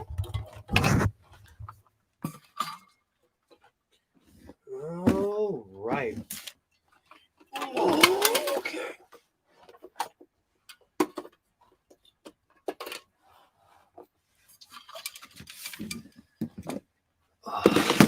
All right. Now we can get back to finishing the apron. Hey, Native Atheist, how's it going? How's it going? Good to see you. Awesome. Awesome. Hey, good to see you. Good to see you. I hope everything is well. I'm gonna finish up my apron. I hope you're having a good Saturday night. I also made a awesome coat, which I shall be showing off again later. I'm in love with that coat. Matter of fact, let me take my apron off of that. I know everyone calls it a pimp coat, but all I have is I'm a boogeyman. I'm a boogeyman. I have it stuck in my head with this coat.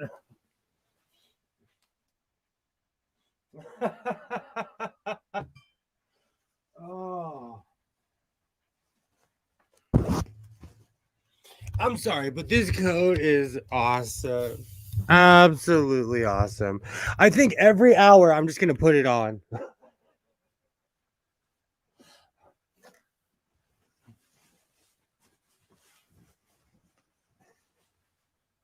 You think they'll judge me if I go to the grocery store looking like this? Oh, good times. This is definitely a sewing coat, huh? Is this something is this practical for sewing?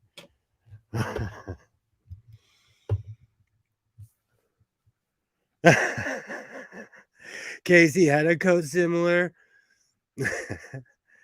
I think you'll like your new machine better than the 301A. Awesome. Good to see you, Native Atheist. Good to see you. Yes, they will. Well, keep in mind, I live in Southern California and people wear some pretty funky stuff.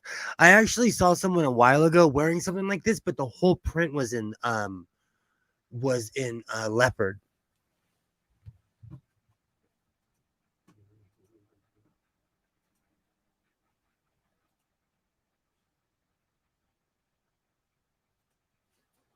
We're getting to the point of where everyone's gonna probably have to start wearing a mask soon. If not, they should. So I would look crazy with my mask. I had my Lone Ranger one in here, but I got rid of it. Should I make a big fuzzy hat with this? Casey and the thank you. It's been in my head all day because on this station that I listened to in the car, they were doing tributes to people from Florida. And so they were doing a tribute to Casey and the Sunshine Band because I believe they're from Florida. And so they would play the song and then the people they influenced on certain songs. And I had no idea how many people ripped off Casey and the Sunshine Band. I'm ready. Do you know if I got in my car and drove around, should I get in my soccer mom car and drive around with this coat on or what? Oh, good times. Good times. All right, let's start sewing. I'm gonna sew with this coat on. I don't care how hot it is. Let's go sewing. All right.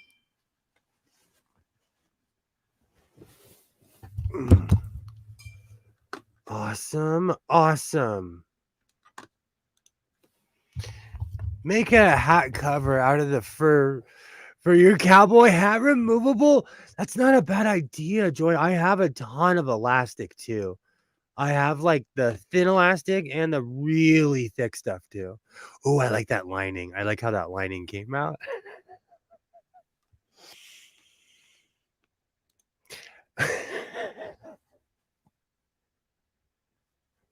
Do you know I cannot look at myself? I cannot look at myself from this angle without dying of laughter.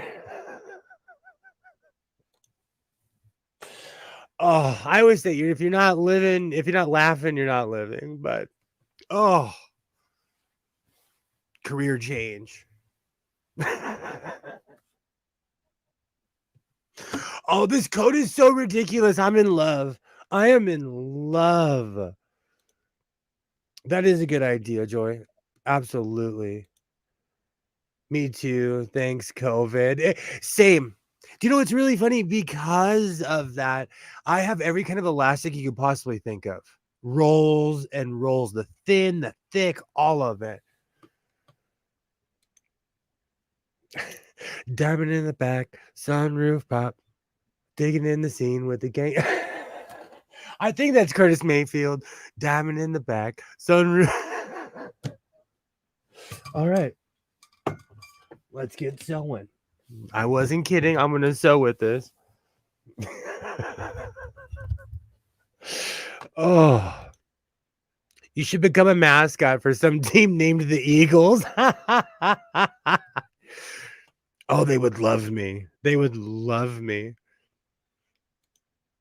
Yes, me too. Even elastic headbands with no elastic was. Do you know what's really funny? I wonder if I still have that hat in here. I have like every bad idea they had during COVID. I purchased every inception of every bad idea they had.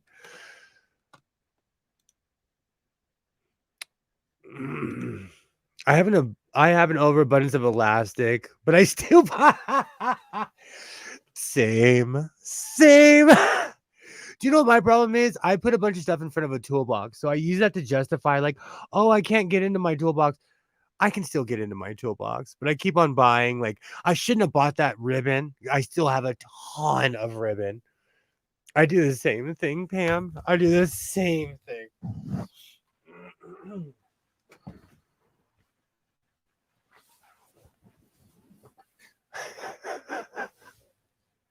This coat is so ridiculous that I'm going to wear it all the time. I am in love with this coat. Ugh. I look like a familiar in a vampire clan. I look like a bad extra from a 1970s exploitation movie. Good grief. Oh, I love it. I absolutely love my coat. All right, I'm going to go with the white thread. We'll go extra stitchy for the apron. Fur is flying because I'm wearing this coat. Oh. All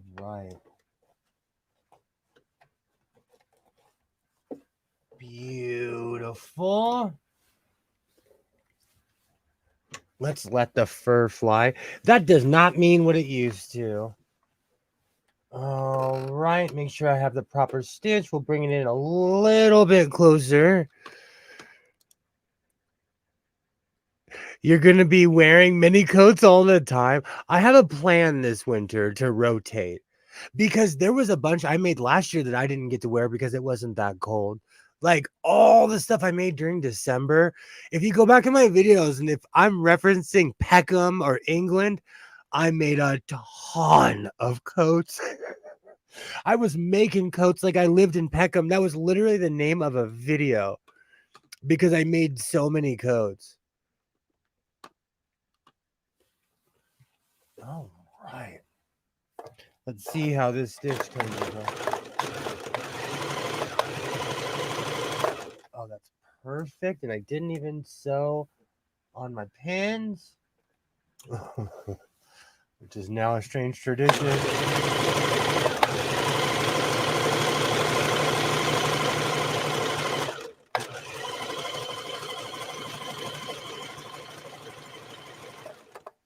Beautiful.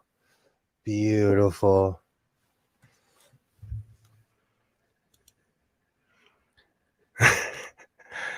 You're doing what you enjoy, and that's okay. Thank you. Thank you, Joy.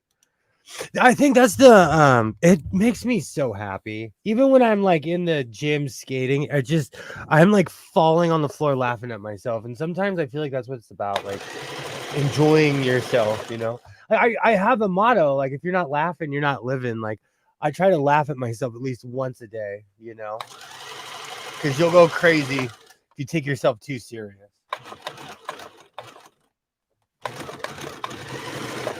All right. Perfect. Oh, that's gonna look great. Now I'm gonna have to line the inside pockets with it too.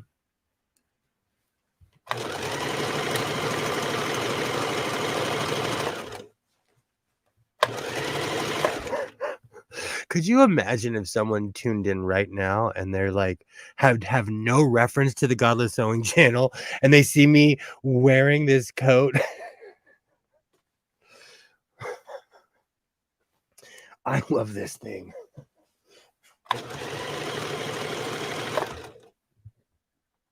Beautiful. Do you know I'm just like Pam was talking about, like I'm in love with this purple ribbon, even though I still have some. I'm probably gonna go buy more next time I see it because this purple ribbon is just the perfect topper for many projects in this room. Oh, perfect.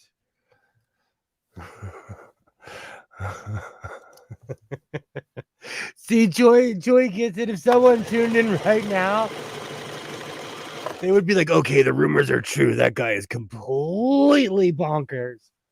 Which I'm not disputing that I'm not. But I'm the fun side of bonkers.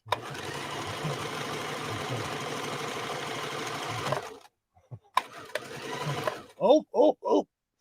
Oops, speaking of bonkers, should take that pin out before I become famous for things that you're not supposed to do. Beautiful. This coat has stepped up my temperature.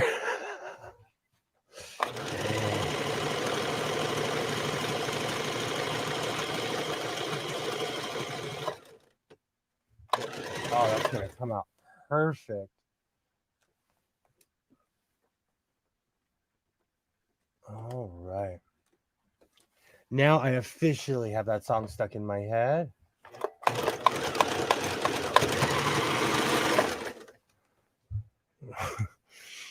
I saw 3 rolls today with a lot for 10 C&D local. I think 9 full rolls of trim hem. 3 rolls of of that purple color. Okay. I'm you know what? The funny thing is things are so expensive here. It's ridiculous. Like buttons used to be cheap and I paid like $12, $13 for buttons the other day for like half a jar cuz shrinkflation is real. We'll be here, Joy. I will be here with my coat, with my hot ass coat on. I'm sweating. I am literally sweating. Oh, it's worth it. It is worth it. You want to know why? Because that's the way I like it. I have that song stuck in my head. All right. All right. Look how beautiful that is already. It really adds to it. Perfect. Awesome.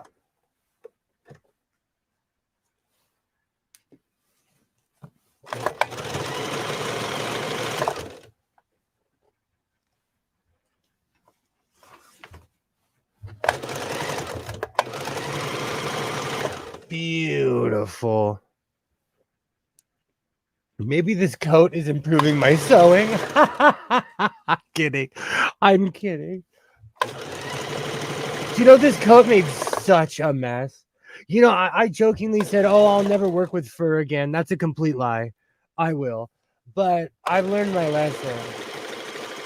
I want to stand by with the vacuum. Oh, oh, oh, oh, oh, oh, oh. We have a evacuated bobbin, but that's okay. Oh. Is it empty? That's okay. We can start over. I have backups today. I came prepared. I wound quite a few because I knew I was going to be using a ton of white thread today. All right.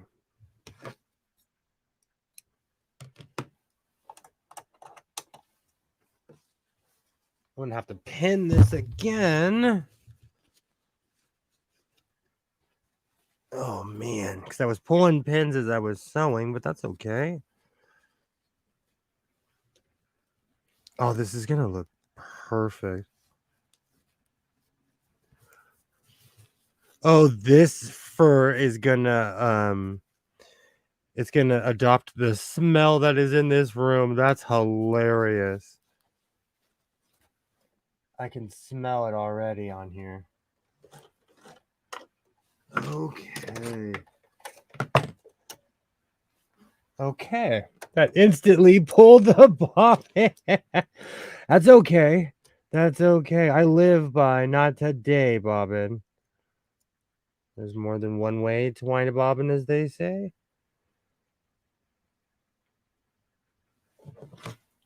Oh, this coat is winter ready, though. Even fake fur. Do you know what's really funny? They kept on emphasizing on the label, though, that this is fake fur. So I want to emphasize that no animals were harmed during the making of this coat. Okay. Perfect.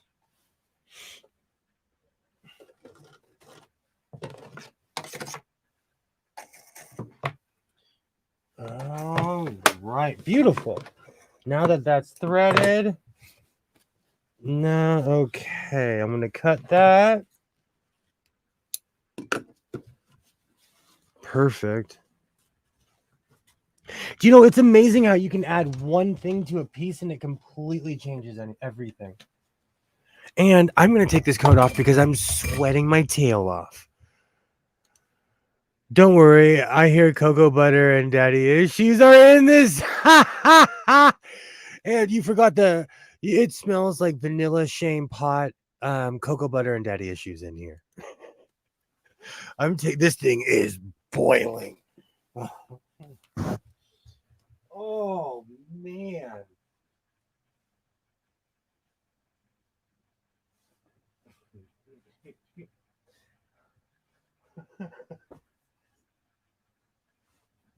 Oh, beautiful.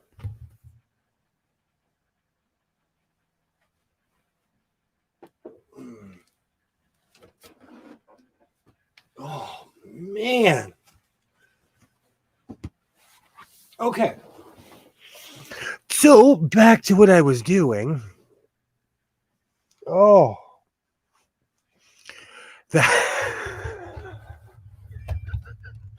So even a fake fur coat is hot. Yay! Awesome, Commander. Awesome. Awesome. I'll be here. I don't know if I'm going full Elvis, but I got my jumpsuit on tonight. I got my jumpsuit on. I'm feeling my oats today. I got a good night's sleep last night. That reminds me of the Bulgarian military surplus coat. Better put it on in a cold room or you'll be sweaty right away. Absolutely. Field Marshal of the Anti-Furry Army. Ah! How's it going, Field Marshal? We're furry friendly around here. But good to see you. Nice to meet you, Field Marshal.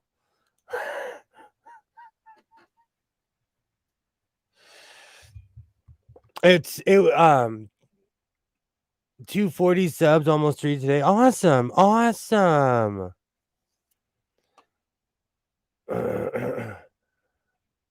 I've got to be going in 15 minutes. Hey, regardless, it was really good to see you, Alibaba. Really good to see you. I'm gonna go.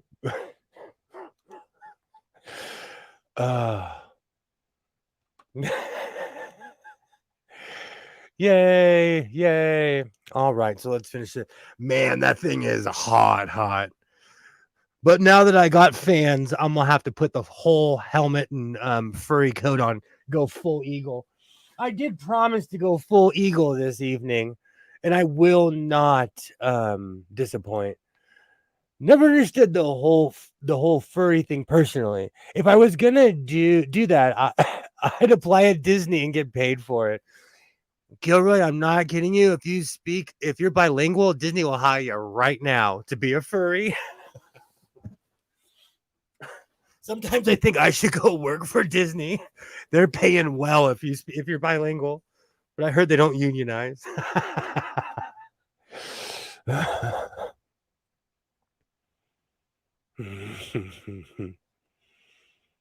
Oh yeah, we're pro furry around here. Let me use my chocolatey voice.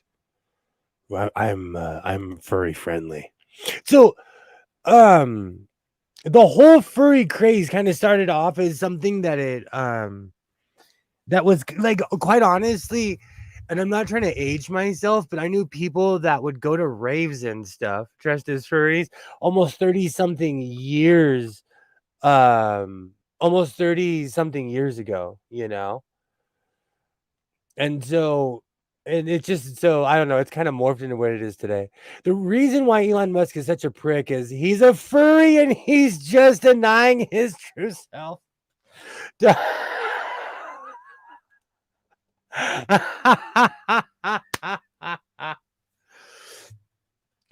Denying yourself of anything leads to repression.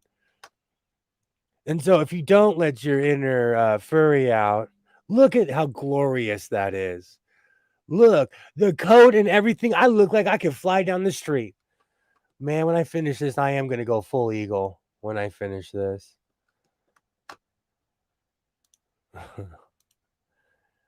He does, Richard. You mad? Cause bad. 401. He does, Richard. Nope.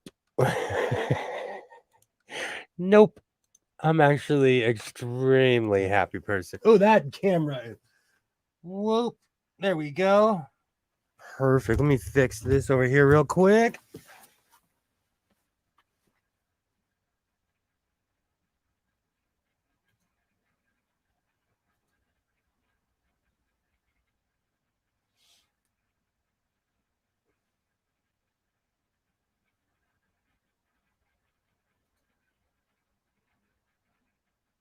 Perfect. Okay. All right, let's finish this finally.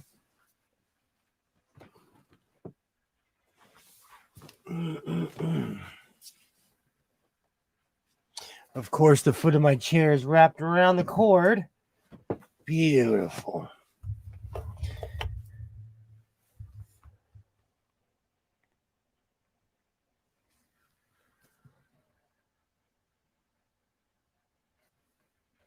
All right. So let's.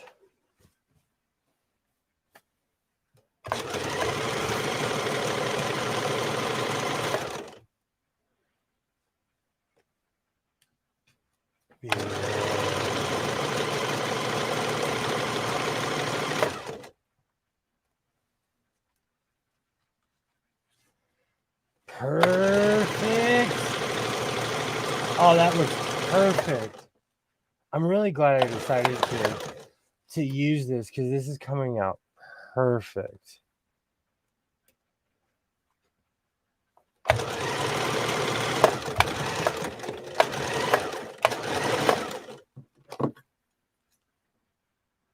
Ooh. Beautiful. Do you know, I'm actually proud of myself. I didn't go downtown. I actually woke up with full intentions of going to downtown. But I thought to myself, like, you have enough fabric literally to make your own parachute. You have every patch known to man. I can take a break every once in a while.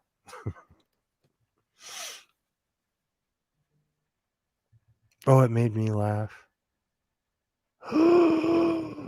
Oh, where's my remote? Where's my remote? Uh-oh. The question is it on TV, though? No. I forgot hockey starts. Oh, man. I doubt it's on any channel. Let's see if it's on the hockey channel. Oh, it is. Oh, awesome. Awesome. Awesome. Cool. Hockey season's back. There's a lot of people who have more money than me, and I don't think they're horrible people. You know what? I feel the same way. I try not to it's not about wealth, it's about how people use it. But I'm not here to get political. I'm here to finish. Oh, I forgot hockey's back. Awesome. Awesome.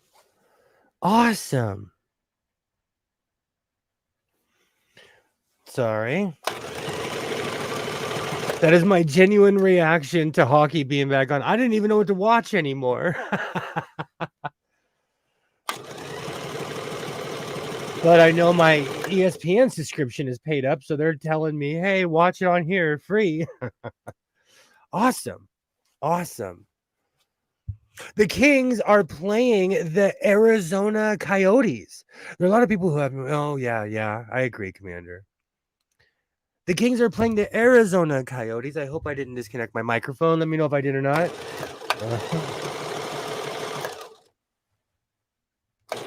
Oh, they really are, and it's a fresh game. Oh. Do you know hockey has one of the shortest off seasons that I've ever come across? Hockey is truly an iron human sport. Oh, they got the new guy on the team. Oh, that's awesome. Yay, hockey's back. Hey, Alibaba.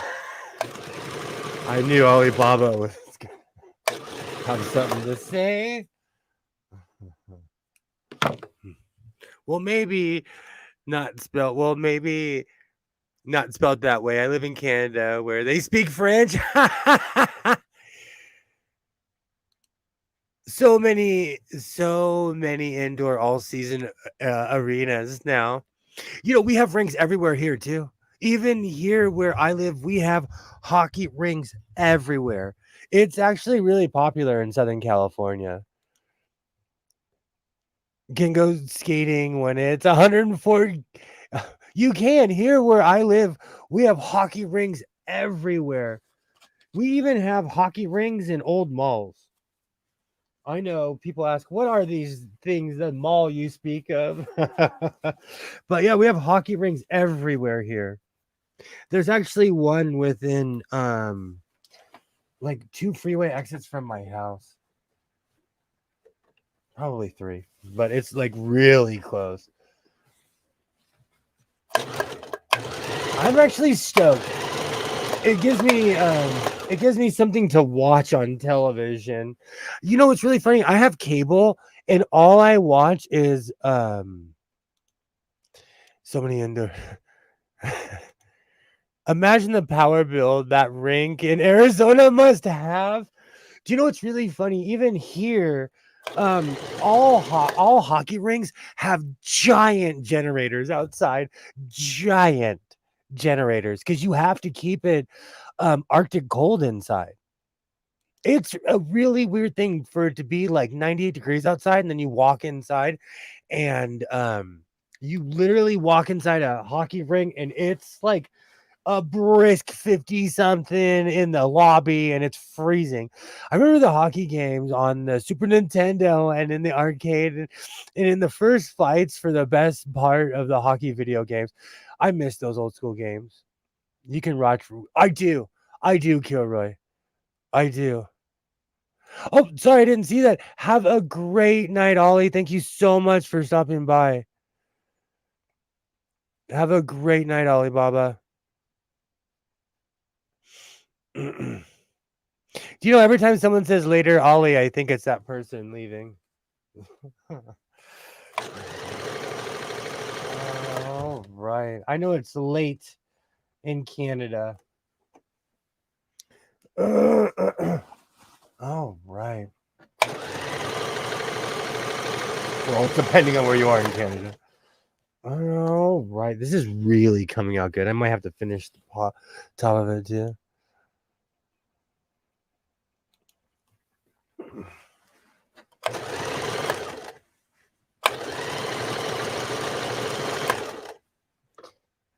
But it gives me something to obsessively watch again.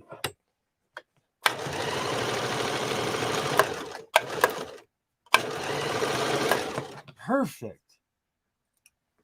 Perfect. All right, let's take the pins out. Oh, that is beautiful.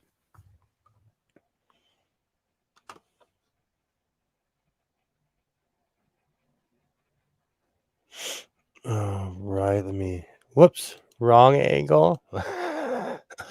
You'd figure one day I would figure out which button is which.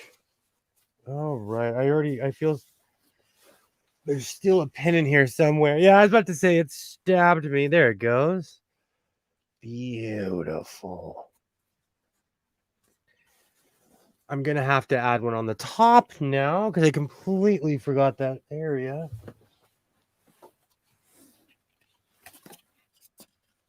So, for those who do not know, tonight is the beginning of the fall equinox. It's also National Singles Day. I see you. I see you guys. I'll be crying in my kitchen later too. It's an old joke. I'm kidding. I'm kidding. All right. So I'm going to finish this top piece off. I really don't need it that long. Beautiful. I really like this project. And you know, something like this is really practical. Even though I'm taking it back a few years, an apron is really practical when you're doing something like this all the time. And it fits my daddy daycare image anyways. Perfect. Perfect. All right, I'm going to try to get this as close as I can. There we go.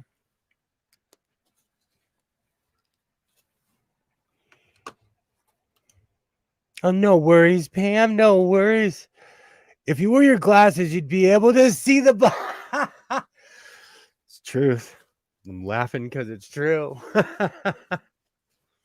Do you know what's really funny? Like, if you lined up every single person in my family, they would be wearing glasses.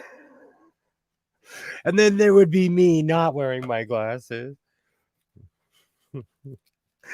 At least all the people that came from my father, every single one of them wears glasses except for me. Well, actually, no, I wear glasses as well. I just choose not to wear them.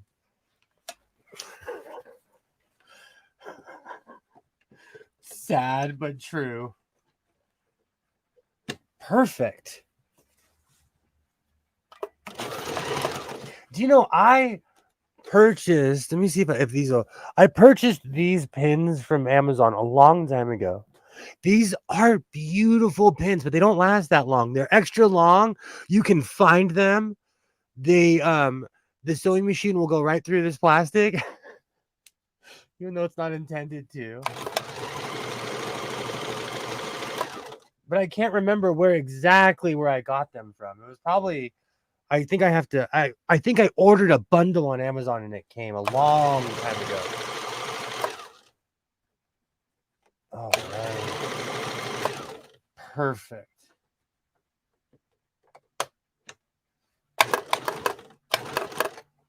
Beautiful.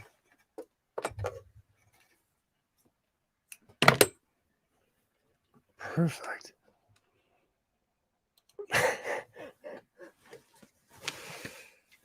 Oh, I can hear the last of the summer wine music again.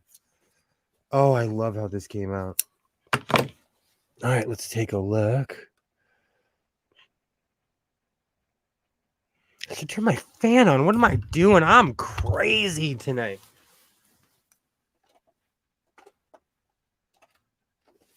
Says the guy who unplugged it. Gee, why is it hot in this room with no windows? All right.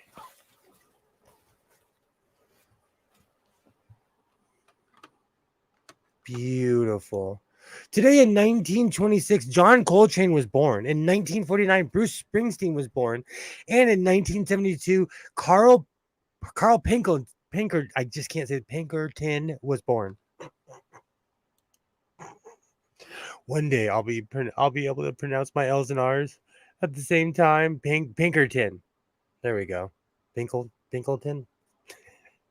All right, let's check this out. Beautiful. Does the apron go with my pimp coat?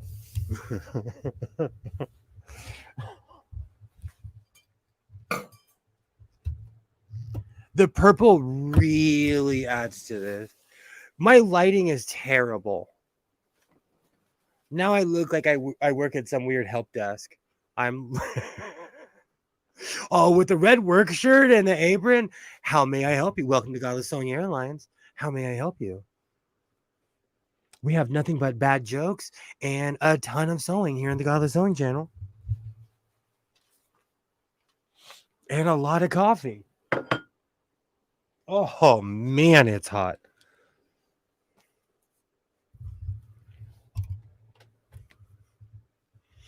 So what do you guys think? Should I line the pockets? Because as of right now, you really can't tell that there's actual pockets on here because they're so camouflaged. And there's pockets down here as well, but you can't tell by the look of it. But I was thinking about using the exact same material, or should I use the purple to line the top? Because the way the purple comes out, it makes it look perfect. Oh, my scissors fit in there perfectly too. So what should I do? Should I line it? Should I continue with the purple, or should I keep it to where you can't see the pockets?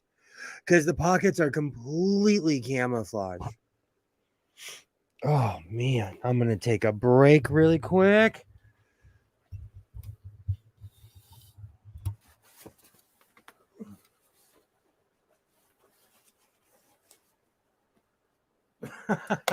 Those are way sharp. Beautiful. All right, so sewing on a Saturday night, I made a I went from a full 1970s pimp coat to a really funky pattern apron. That's how we roll here in the House of Sewing.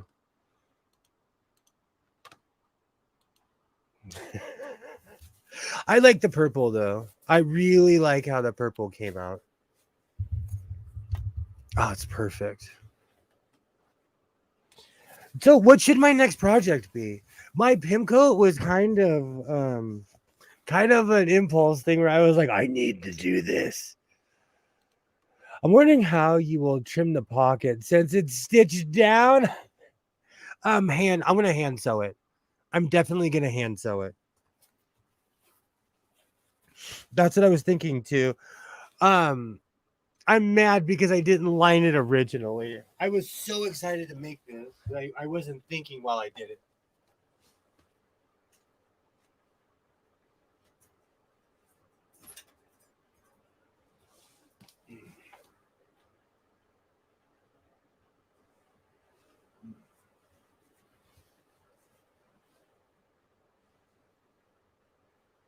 All right. I'm going to take a break for a second. Got my fan going. Oh, this is going to be a scary moment. If I go up in flames, avenge me, okay? Avenge me.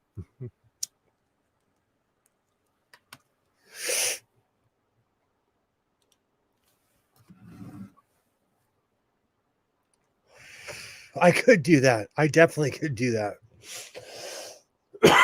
My seam ripper and I are best friends. Are absolutely best friends.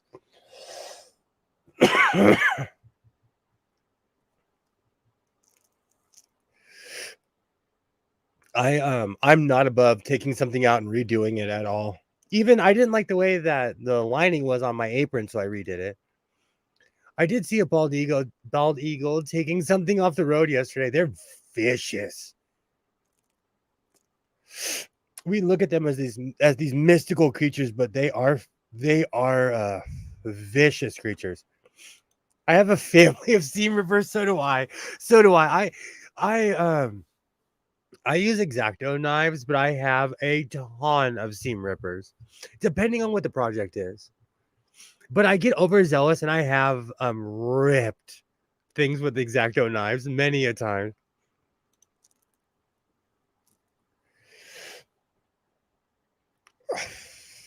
Good old Saturday.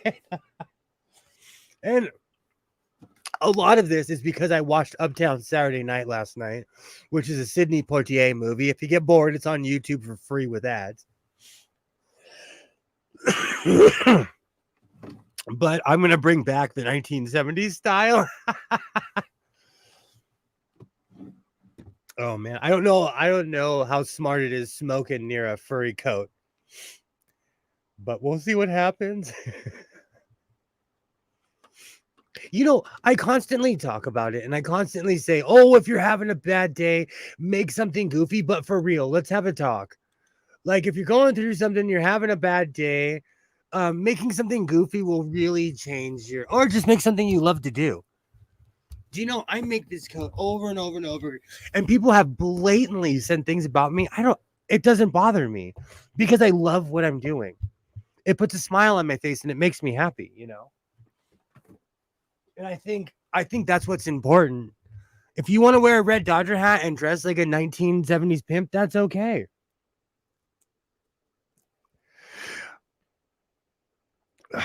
I think we give each other too much of a hard time of what we wear, and we don't enjoy ourselves anymore, is what I'm trying to say.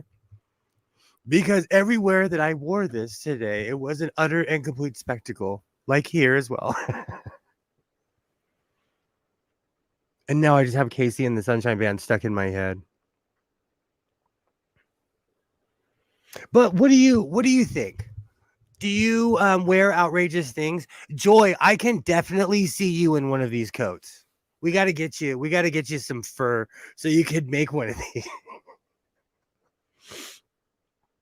I fall in love with weird designs. It's not even about the Mimi G pattern. The fact that I do it over and over, it's that every time I meet a certain material, I'm like, that it will be an awesome coat. Just be careful of what you wear to Walmart. Let's have a talk. I dress pretty crazy. I'm actually shocked. I've said this before, Joy. I'm shocked that I'm not on People of Walmart. I'm surprised I'm not on People of Goodwill because twice I've seen people taking my picture at the Goodwill. And once I walked past a guy and I was like, hey, and he just took off. So Lord knows what he's doing with my picture. I check People of Walmart all the time and I'm disappointed I'm not on there. I wear some pretty broken down stuff in Walmart.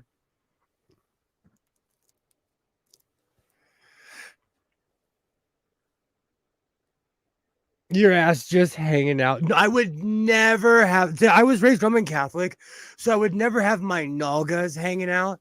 But I wear crazy stuff. But like, I'm not. I'm not a. You'll never see what color underwear I'm wearing ever, ever. People do see, but that's the thing of people in Walmart. They get pictures of the extra crazy people.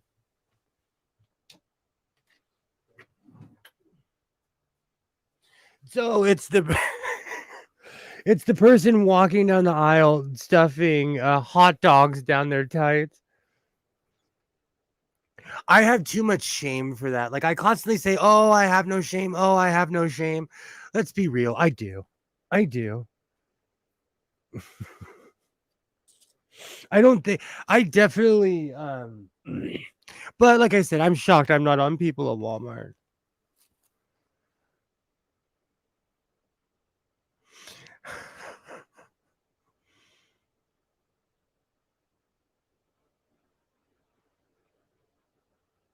Do you know what? Today is also National Bunny Day, National Fishing and Honey Day, which coincides with National Fish Amnesty Day. Somebody went crazy. Once they got that national database together, they literally like, we're gonna make every day a holiday. You were raised Catholic. Shame is your min. I know. I always jokingly say I don't have shame because I will wear something like this into a Walmart, but I would never wear like a thong or anything like that. There's lines. There's lines to having no shame, you know. I don't know how people or those pics are on Walmart can go there like that. That's exactly what I'm trying to say. I I dress funky, but I don't dress crazy. Like you'll see me dressed like this, but you would never see me like full Rocky Horror Picture Show in the aisle at Walmart looking for a greeting card. Never. Never. Life is situational, you know? And it does make me laugh. But I and it's not regional. It's not regional. People like where I'm from, they'll say, "Oh, that person's from Oklahoma." No, they're probably literally from down the street. People dress crazy here too, you know. Do you think a lot of it is that people do not have shame? And I think Walmart is looked at as a lowbrow place, but the truth is, name me a city in America where there isn't a Walmart. Sorry, I scared.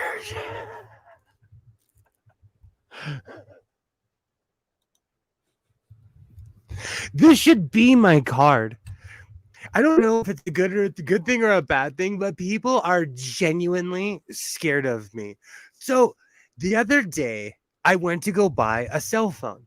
I'm having cell phone drama right now. So I put up to my local T-Mobile. I pull up. I'm wearing my vest. I put my hat on. I walk in, and the guy instantly was like, okay, he said the words, "What are you here for?" Okay. So, you know me, I said, "I'm here to buy a boat." He did not laugh when I said that. He did not laugh at all. I thought that was actually extremely hilarious when I said that. But long story short, he was so uncomfortable, I didn't buy a phone. I walked out. He was so sketchy and so uncomfortable that it made me uncomfortable, you know? And I'm sorry that I scare you. I literally just wanted a cell phone. So I think I'm gonna have to start making those cards, Kilroy, and start handing them out to people. I'm sorry I scared you. I just wanted your help. That's some hardcore customer service PTSD. He did not laugh. Everybody else laughed when I said I was in there for a boat. He was not thrilled at all. But when I walked in, the guy was instantly scared of me and I was over it. Now I'm gonna have to order. I clash with modern day customer service. I do, and I don't even know why. It's not even on purpose. It's not anything I'm trying to do on purpose, but I clash with people nowadays. And I try not to be too much of a hardcore Karen because I am, but it's also because I buy a ton of stuff. I'm not demanding, I'm not angry, but it's crazy to me when I walk into a cell phone store that only sells cell phones and you ask me what I'm there for. I'm going to say I'm there for golf equipment.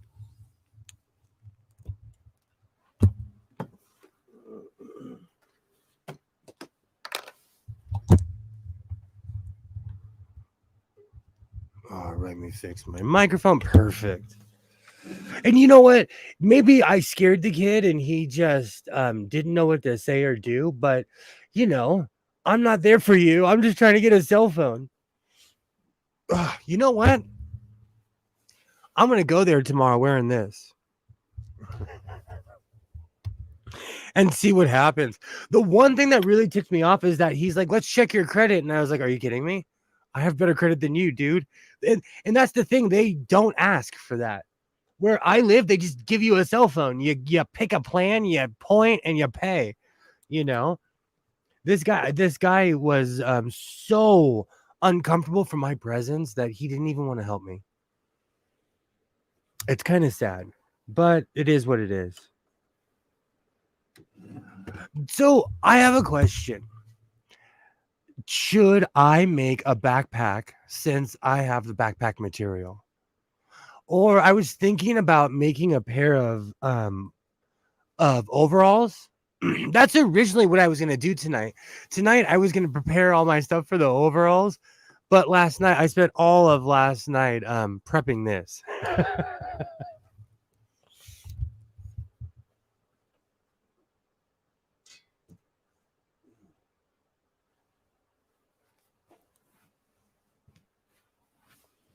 So what should I don't know. I kind of do need I need a backpack like I need another hole in the head.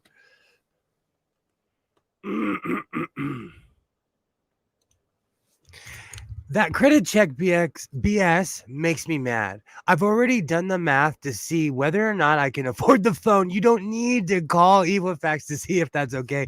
I walked out. You know what's really funny? I told that to Waternay, and she was like, "They asked you for your credit." Where I bet if I went to the store in downtown LA, they wouldn't ask me for my credit. You know. And Kilroy, you're right. 100% when I walked in, like I was ready to buy a phone. I was ready to buy a brand new iPhone. I set myself up though in my head. I'm like, because I don't want the brand new phone. I always get a couple years behind. And like the only offers they really had was for the brand new one. So I was like, all right, I'll get the brand new one, whatever. And no. Overalls, yeah, exactly. I'm not a backpack guy. I'm not a bag maker. I'm about to become a quilter. So I have a question. As I headbutt my microphone, should I add buttons on this or a zipper? Oh, this code is ridiculous. Should I add a zipper on it, buttons?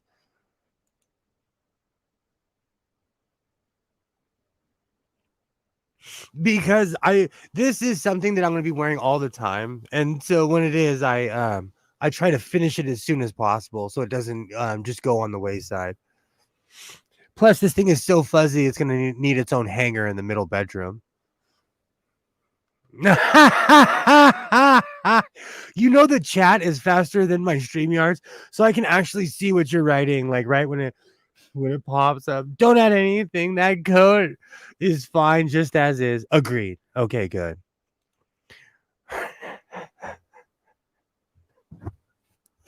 Fun time at sewings. See, I'm not about politics. I'm not about hating on people. I'm about sewing and making crazy things and enjoying my life. And that's why I loved Pam's channel so much. I know I talk about it too much, but Pam is the reason why I already have 3 pairs of overalls. Either way you did it, the fur will fly. I made such a mess. I made such a mess. It was hilarious when I was vacuuming. I vacuumed at like 11 o'clock last night. I had to vacuum 4 different times just in my living room. It's a pimp coat. You're supposed to wear it open and stylish. Oh, I have all kinds of funky stuff I can wear underneath this too. I agree, Kilroy. I agree. You can tell when I fall in love with something because I keep on putting it on. I know the mess. I used to make teddy bears. Okay. It was just a wreck. That's why I jokingly said it looks like I skinned a Muppet, because I couldn't believe, and because I have a shag carpet, but next to it, I have what I call like the standard office carpet, where it's not too thick and it's not too thin, but it's perfect for this room.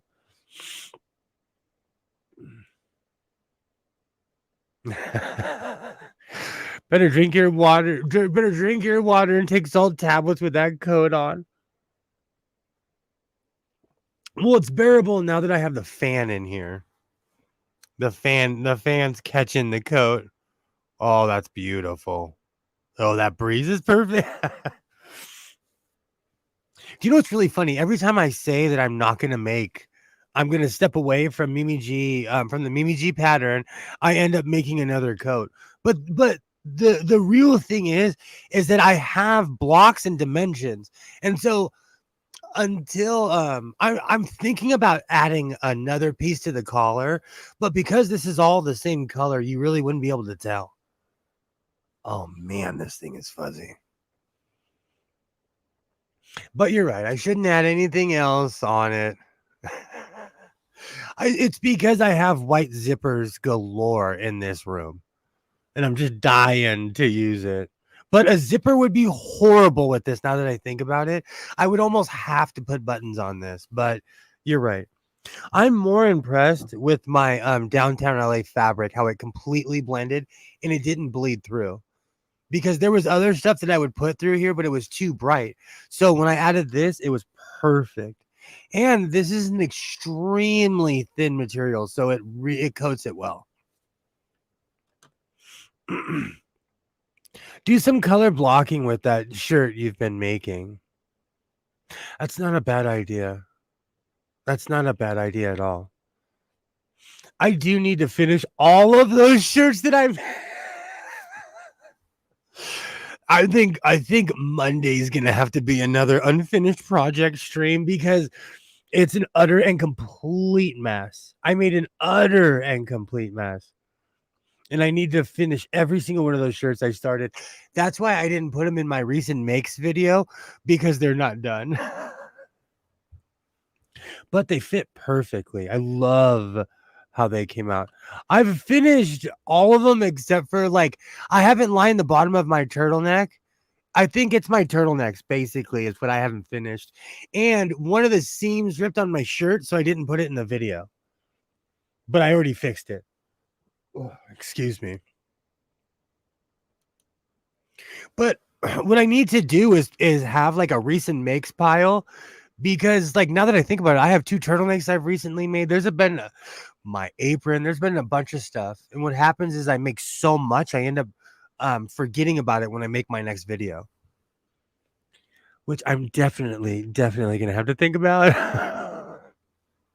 I'm actually working on a video right now.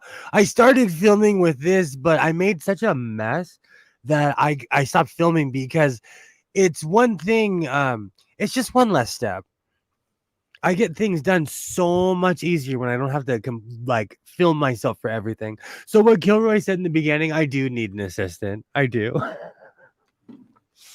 My assistant already needs an assistant.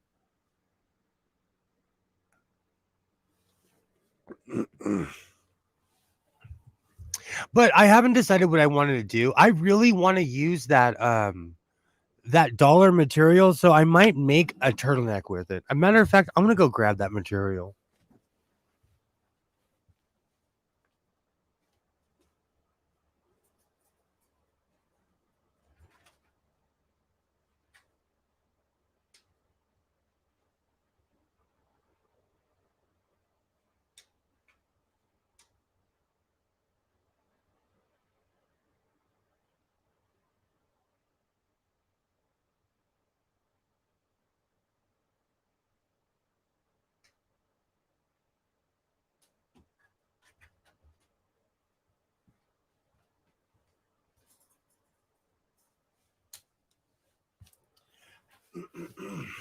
So with this material, it's semi stretchy, but should I line it?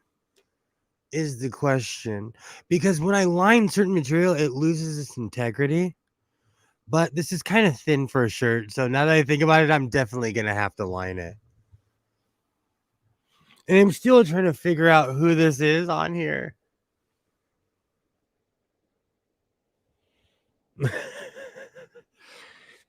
One day I will figure out who that is. But he had miles of this print and was willing to give it to me for an extremely cheap price. And you know the funny thing is, they downtown LA has a ton of quality fabric. One of the reasons they give it to you for such cheap price is because they have mass amounts of it. But it's still amazing to me how affordable it is. It's still crazy to me how much fabric I can buy.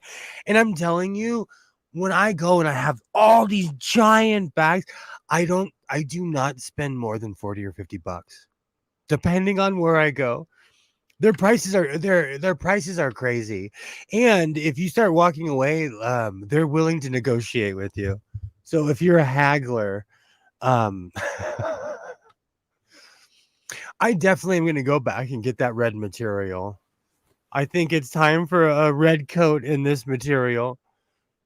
Now that I have a semi idea of what I'm doing.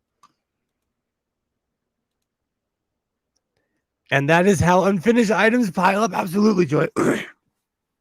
Because the other day I looked around and I'm like, how did I not line these shirts? Because I get on here, I get excited, I'm talking. And then when the stream's over, I'm unwinding, I'm cleaning up my mess. And I do not line my shirts. But Mondays have become my day of fixing all my old projects. So I think I'm gonna line everything up for Monday because I'll have a ton of stuff to do. Says the guy who's literally thinking about starting another project right now.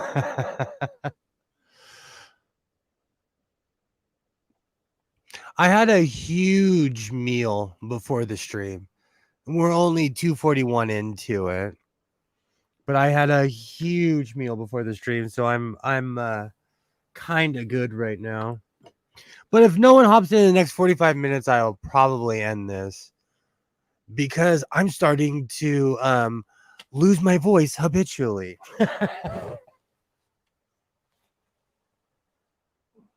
Oh, that coat is perfect. I love how this came out. This is something Barney Rubble would wear.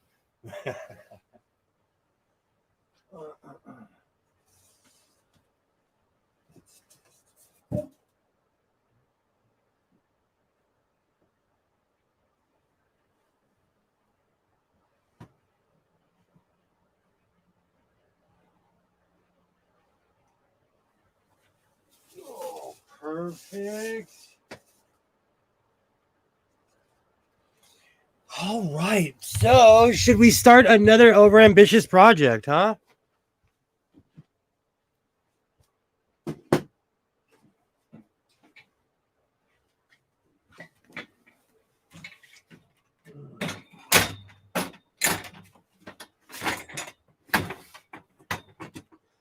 I think first things first is I need to wipe all of the dust off. This table is so filled with that fur, it's not even funny. Oh, look how furry my hand is. Oh, that's hilarious.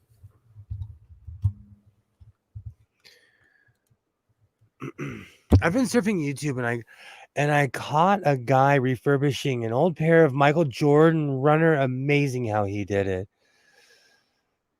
Do you know I kind of pride myself on how to clean up shoes. It's an art form. It's an art form. I have a shoe shine kit for leather. People do not take care of leather. Leather lasts forever. It's one of those funny things it'll take care of you if you take care of it. And here comes that table that kills blades. Absolutely, the blade killer. Then I found other channels that were refurbishing Fendi bags and others. Oh, that's awesome. I see. It's amazing to me. I've seen people do that. That is an art form. I saw this guy that used to redo old Louis Vuittons and turn them into different items. It was amazing. He took them apart, resold them. That's awesome. That's awesome. That's definitely a skill to get into. All right, let's roll this on the table.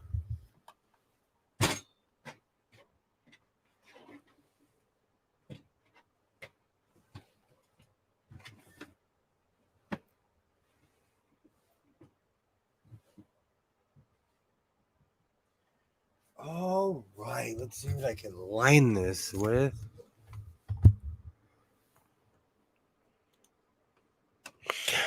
The purses, even the shoe resale game is out of control how much money people make. I watch videos because I really don't know much about the whole shoe game. People make so much money, it's not even funny. I watched this guy buy a pair of those weird Astro boots. They were some weird pair. He bought them for $500.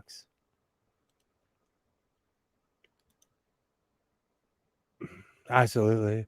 Have you tried a Google image search on that lady on the fabric? No, I haven't. I need to. That's a great idea, Joy, because nobody knows who she is. Nobody knows who she is. Oh, excuse me. Like every time I flash that fabric, like no one knows who she is.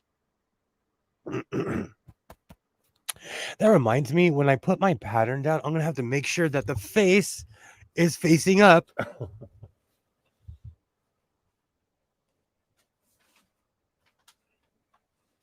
All right, to completely burn out another pattern, I'm going to be using S9 158. I'm a shill for simplicity patterns. Look how happy that guy is. I've made that shirt multiple times. All right, that's the arm. I can tell just by looking at it. Beautiful. I love this particular pattern. I know some people are always for or against patterns. I love this particular pattern.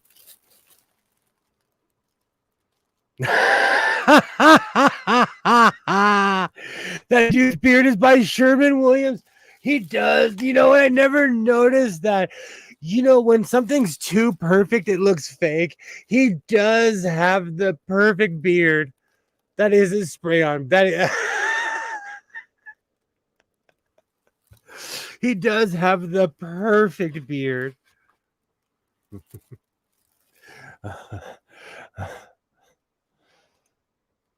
When will you ever show us your fabric stash? Well, my problem is it's like I have everything I've recently bought right here, but I put a lot of stuff in the middle bedroom because I have a ton of stuff.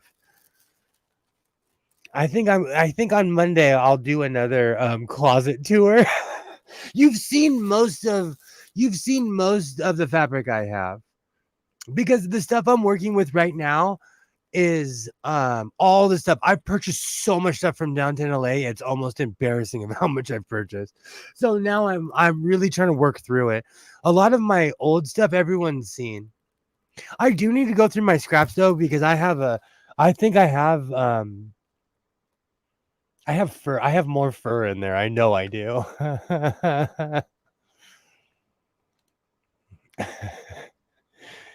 Kind of looks like a mask. I have my problem is, Pam, I have fabric everywhere and I don't even know where to begin. Like, I have cabinets in my living room. My living room looks innocent. It's not. Just stuff's in the cabinets. I have a saying, I'm not a hoarder, I'm a hider. My stash is excessive. That's what's happening. And then, like, every time I find a new place to put something, I'm like, oh crud, I've created a whole new like area of fabric. I have a ton of stuff. My problem is I forget what I have. Like all my new makes. All my new makes. The other day I looked and I'm like, oh yeah, I made a turtleneck like the other day.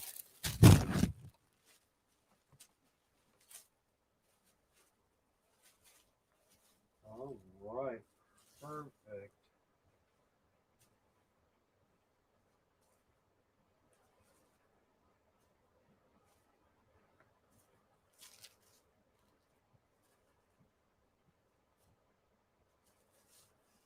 All right, let me change my camera angle.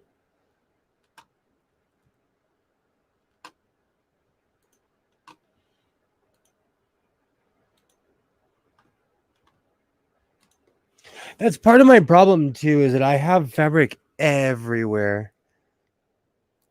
And I am like the definition of, oh, I need 4 yards, and then I forget about it. Oh, can I give? And I said this years ago. I really don't even know where the 4 yards came from, but it's pretty much the basis because I know I can make a lot of things with 4 yards.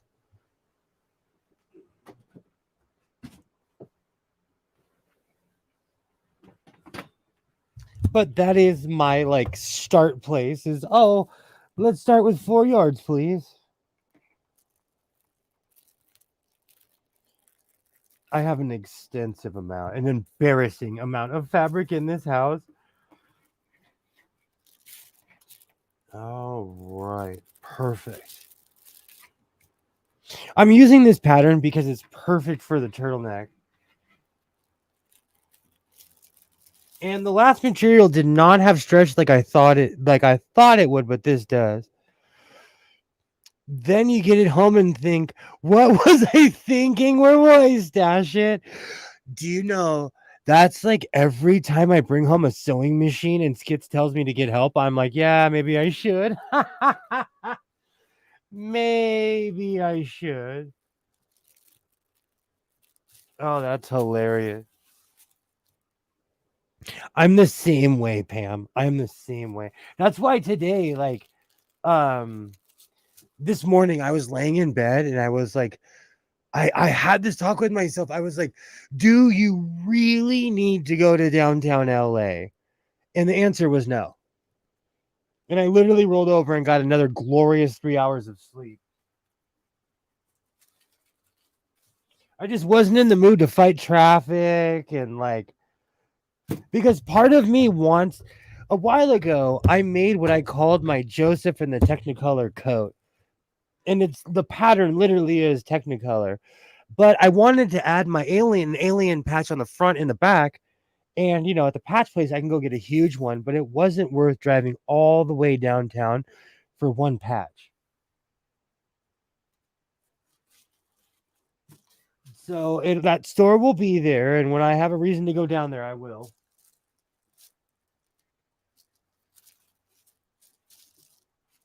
Oh, right. Perfect. But I'm trying to cut down on my excess, says Captain Excess himself.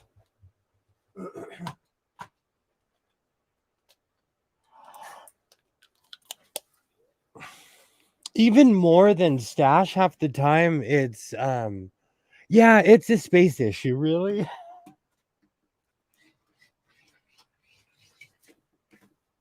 Should we start Sewing Machines Anonymous?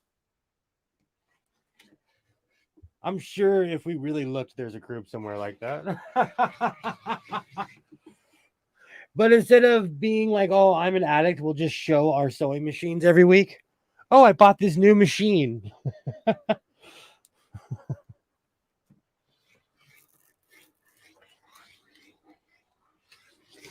I think I'm going to do that. The no shaming Sewing Anonymous.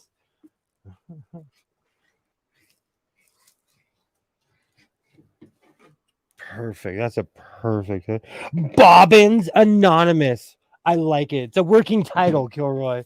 It's a working title. I like that. I really like that. That's basically what it boils down to. But you know what, though? Of all the things, my fabric habit isn't breaking the bank.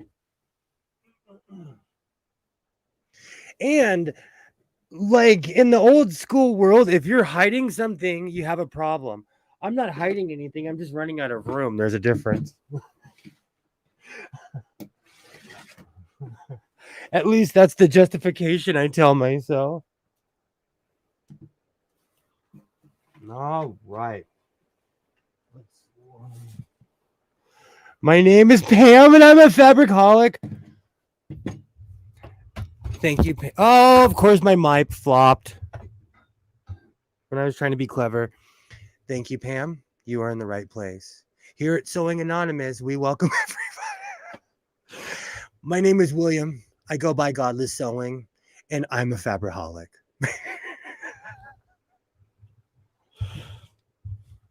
I have to watch it now because there's such a delay.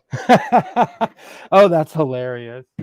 We would have fun at the meetings. It would be coffee, no shame, and like just comparing the fabric that we got.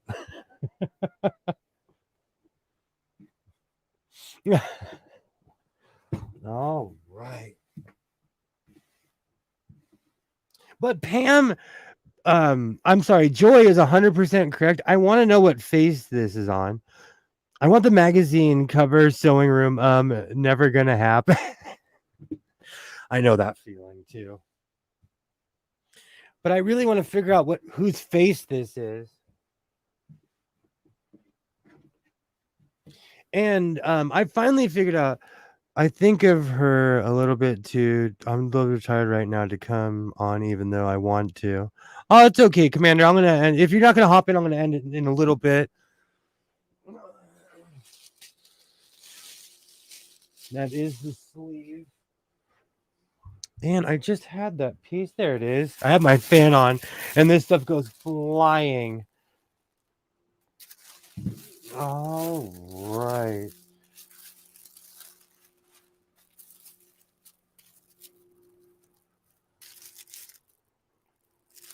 How can I do this face up? How can I do this face up? I cannot have the face upside down. I know what I can do. Oh.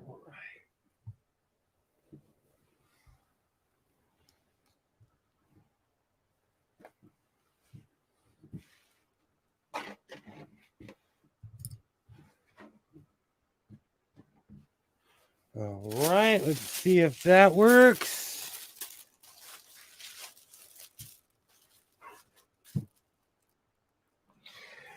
It does not. Because it would be face up on the wrong. I need to get it with the crease. Oh, this is going to be hilarious.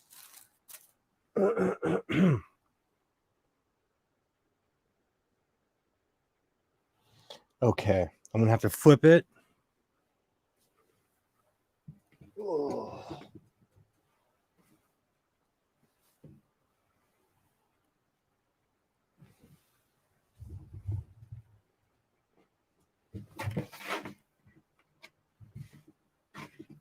Oh, that's still the wrong side.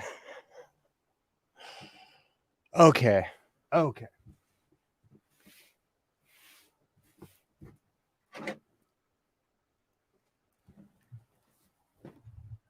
Is it this way?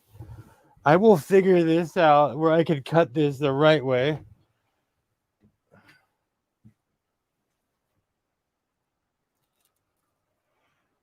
I think, oh, okay. I already read that as everyone's watching me fail live.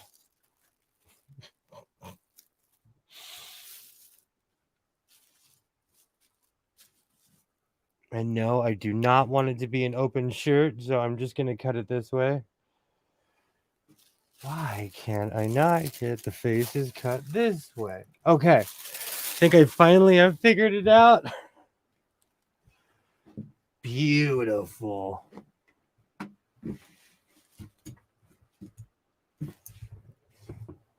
Gee, sewing, why did that project take like 5 hours?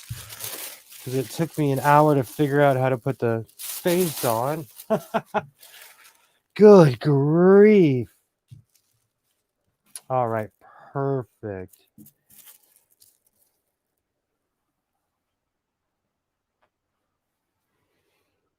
Flip it on. You know what's funny, Joy? It took me like a couple flips to figure it out. It took me quite a few flips to figure it out. All right. Perfect. The one thing about sewing is I do not settle for mistakes, so I try to figure it out.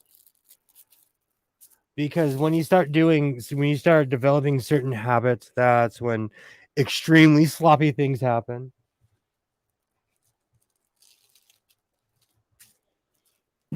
Perfect. Perfect.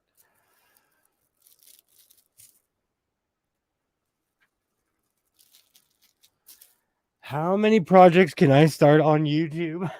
Ever since I started doing my lives, my productivity has gone way up.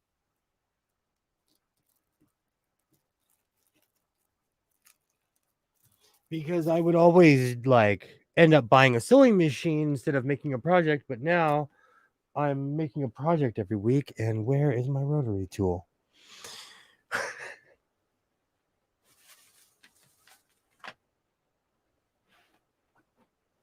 All right, this is why I need to start wearing my apron right here.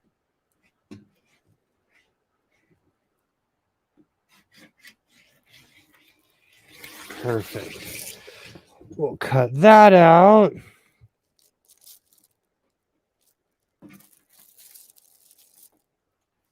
Perfect.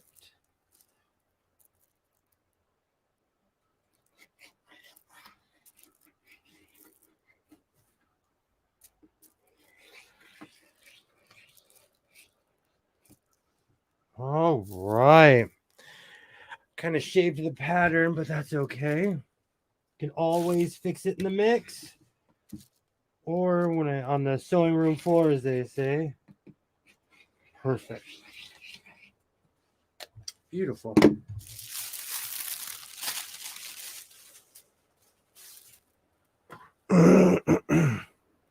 So does it matter which way the arms are going? I know it does.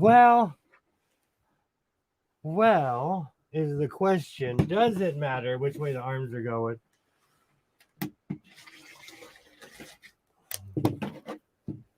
Perfect. I'm going to keep a couple of these pieces because I really like Joy's suggestion of Googling it and finding out who this person is.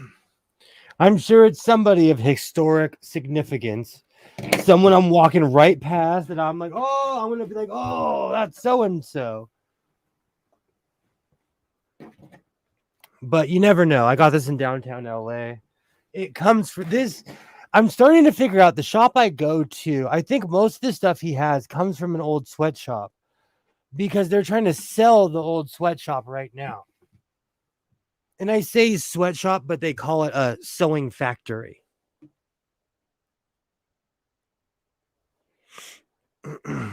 It does matter.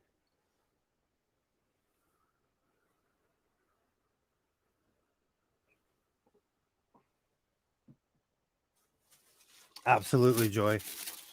All right, so we're gonna get the faces facing. Perfect. You're right, Joy. It does.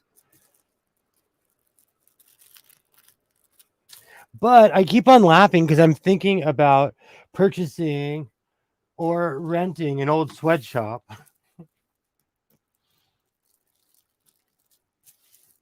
That would be crazy. Saw a channel that was showing the LA Fabric Store. Yep, they are big. They're huge. They're huge. Even the store I go into, it's way off market. It's like in a sketchy part, and it's huge.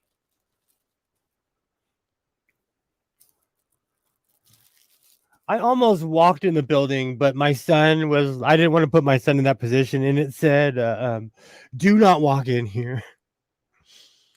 Could also be getting them from shady people by the port.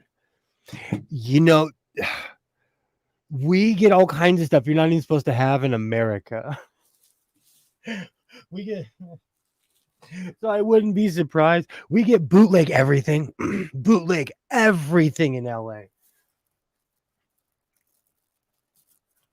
That's why I'm surprised I haven't found more fake Fendi, but I think like years ago you used to be able to buy bootleg movies downtown. Disney literally spent millions of dollars enticing the police to make it worth their while to arrest people for that.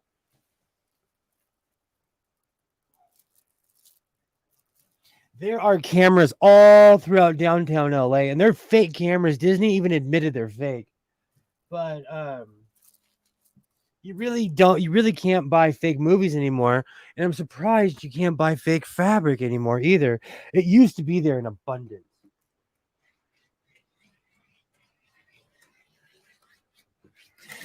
Ah, sorry, I nicked my pattern and I literally uncontrollably screamed. All right, perfect.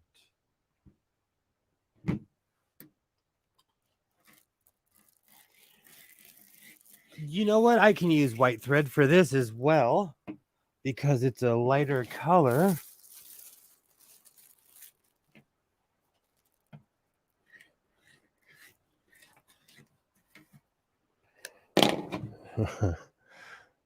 Maybe it's a front for the Mexican cartel.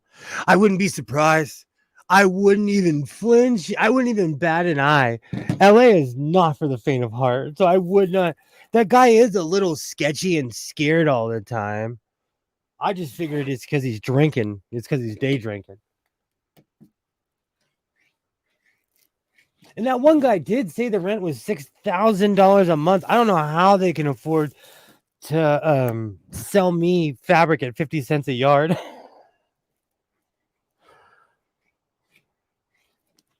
Especially for like this is quality material. This is not just something you wag your finger at.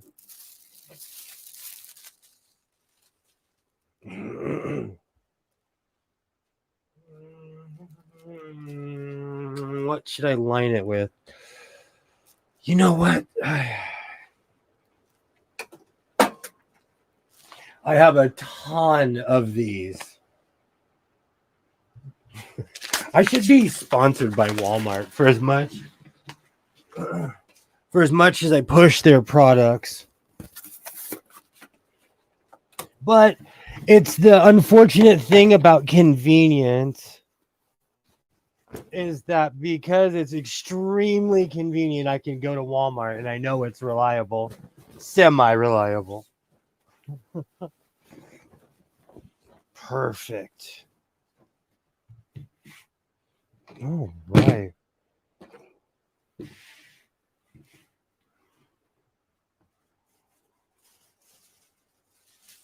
All right, I'll go with the front first.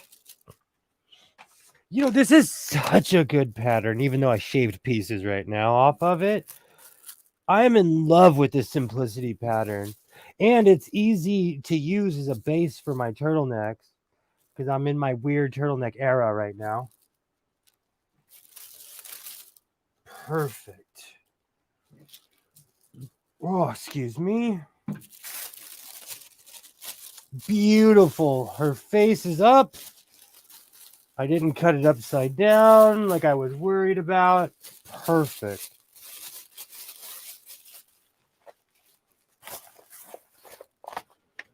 All right, let's throw this piece on and start shaping. I really use these like the 4 and 5 yard pieces that you can buy at Walmart. I use them for lining for everything.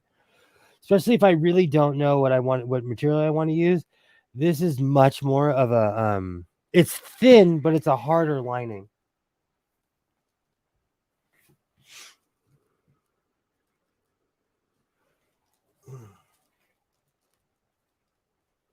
Give me one quick second.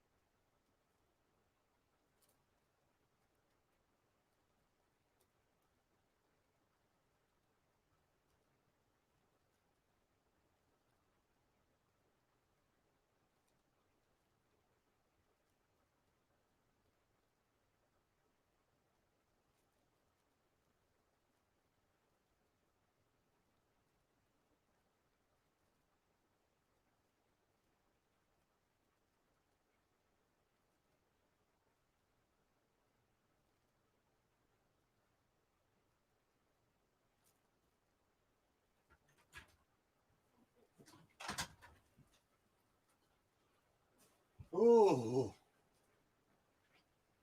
Sorry, nature called. I had to run. If anyone's still there, during these long streams, I have to run. Sometimes I truly have to run.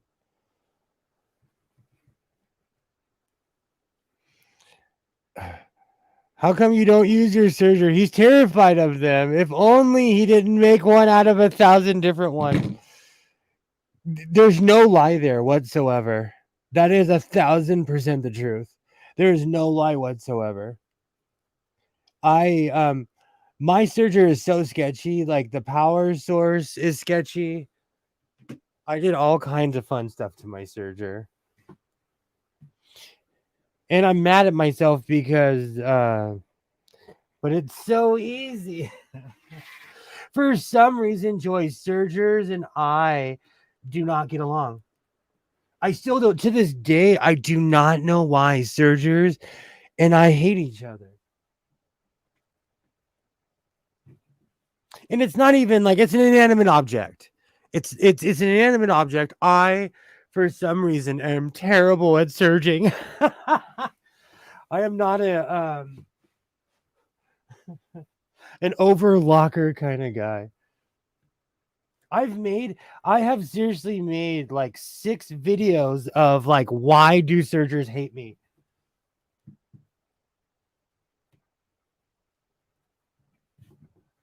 I think the bane of it is threading a serger. Let's be real. But it's so easy. For me, I think the whole bane is threading the serger in the first place. And maybe it's because I deal with refurbished things, so maybe I haven't dealt with a brand new serger.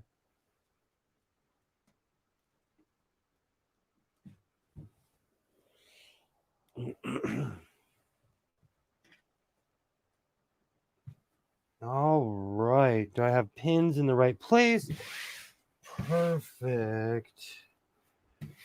All right. Where's my phone? Study it more. I agree. I recently bought a book and I've been reading it.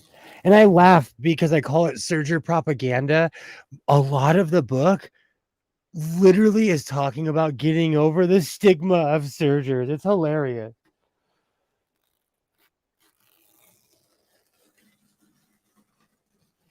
As Kilroy would say, it's from Big Sewing Machine.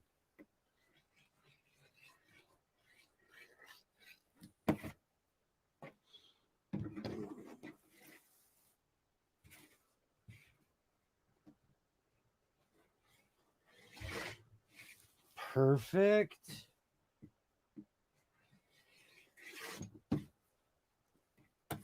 Perfect.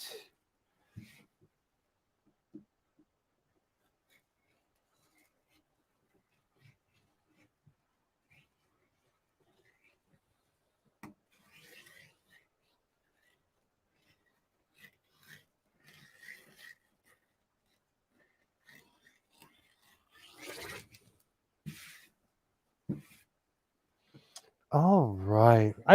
Maybe I should study it more. I'm just not I haven't had much success with a serger. Maybe I should buy a new serger instead of buying one of those stupid gray singers that I want.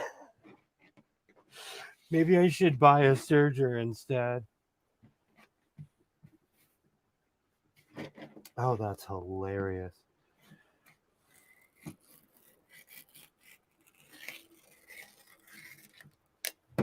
Beautiful. Okay, let's get the next piece.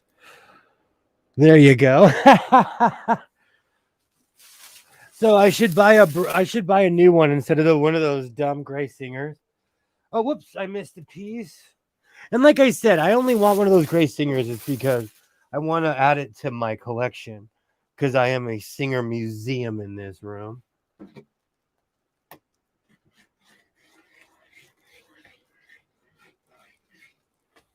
All right.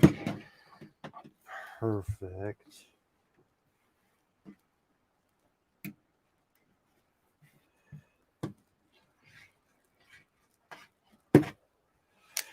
Perfect. All right.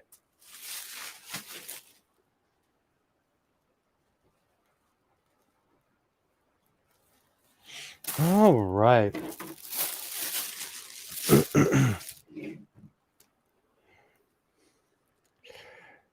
You've seen my singer serger works great. Do you know what's funny, Pam? I was literally just thinking about I'm glad you're still here. I was gonna ask you. I'm probably gonna end up buying a singer serger. If you do it, then there should be no issue, but I won't believe they come threaded. I can do it. I'm not that much of a baby. It's just they're intimidating. I'm still mad at myself. There was one time at my local swap meet, I could have bought a vintage overlocker, and I'm still mad that I walked away from it. The guy probably asked too much money for it, knowing me. My problem is when I see something I like, I walk up to it and I'm like, oh, that's amazing. And then the guy's like, an extra $100.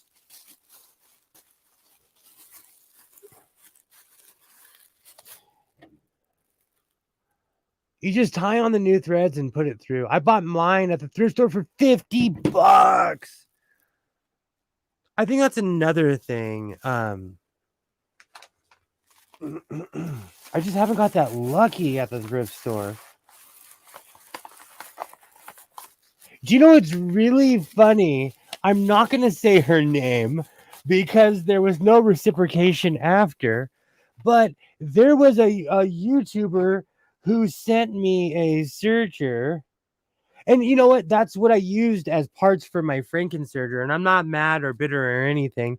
But my whole point is I have yet to deal with like a brand new serger. And I will not say her name because I have not spoken to her since she sent me a serger. Oh. But the internet's weird. When you meet people online, it's just weird. All right. But I'm gonna pull out my Frankensurger and I'll show you guys what's going on. And Kilroy is right. I combined 3 different Surgers to make them into one like Voltron. And the only real problem with my Surger is that if you plug it in, it shocks you at the on point. But besides that, it works great. It's I'm bad at surging. Surgers make sewing better. Do you know what's really funny? I always say that's the difference between your clothes looking homemade and your clothes looking professional. So I do agree with you. Yes, please. I want to see Voltron. It's a mess. What have I done with that thing? It floats around this room because I'm so embarrassed because it worked at first. And then, you know what? I'm going to pull my Surger out on Monday. And I'm going to write that down. It worked at first and then it just started with the same old problem. And I felt really accomplished because I put 3 different Surgers together. And then it just became an even bigger problem.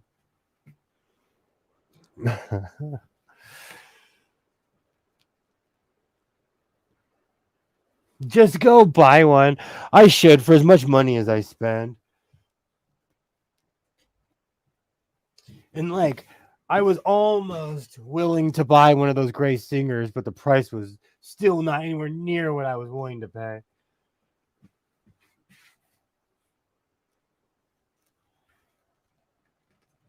You know what? Let's should we look it up on Amazon even though I know if I order it it won't get to my house? Maybe that's the issue. 3 broken surgery.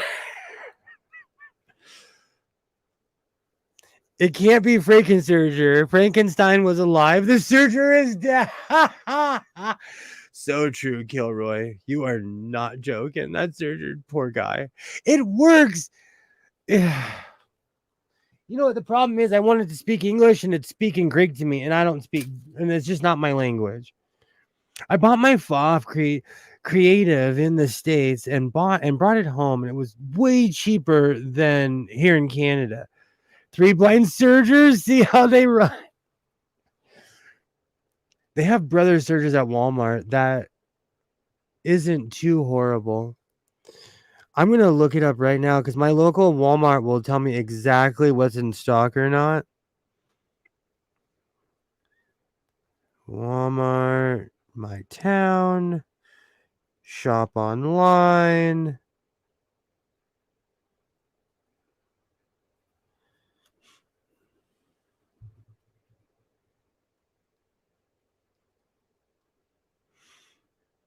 All right. This is cool because it tells me exactly if it has it or not. Surger. Sewing machine. Ah, they have the Juki for $218 right by my house. You know what? I'm gonna have to look on Amazon, which I do not trust right now. Didn't have to pay duty on it either. Oh, that's awesome. I was wondering about that. That's one of the reasons they used to give us such a hard time buying stuff from Mexico because we weren't paying any taxes on it.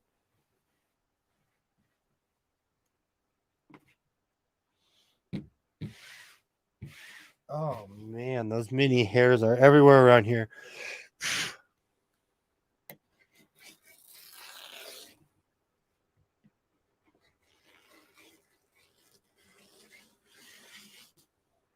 Oh, all right.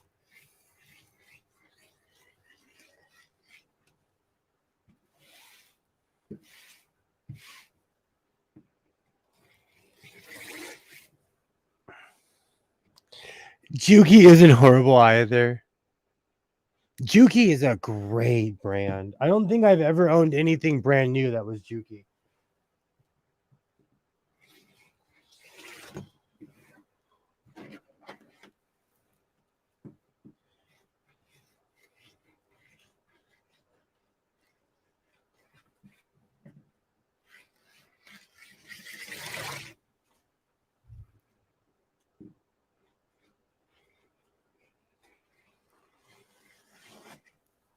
Beautiful.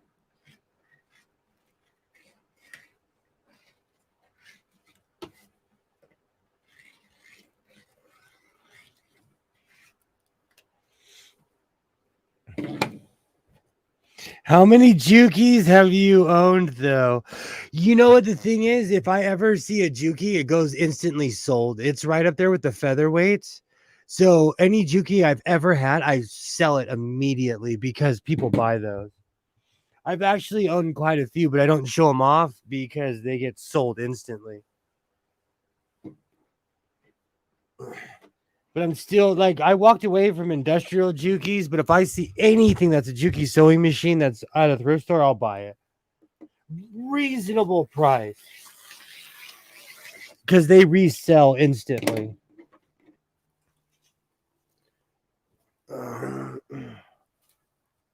Oh man.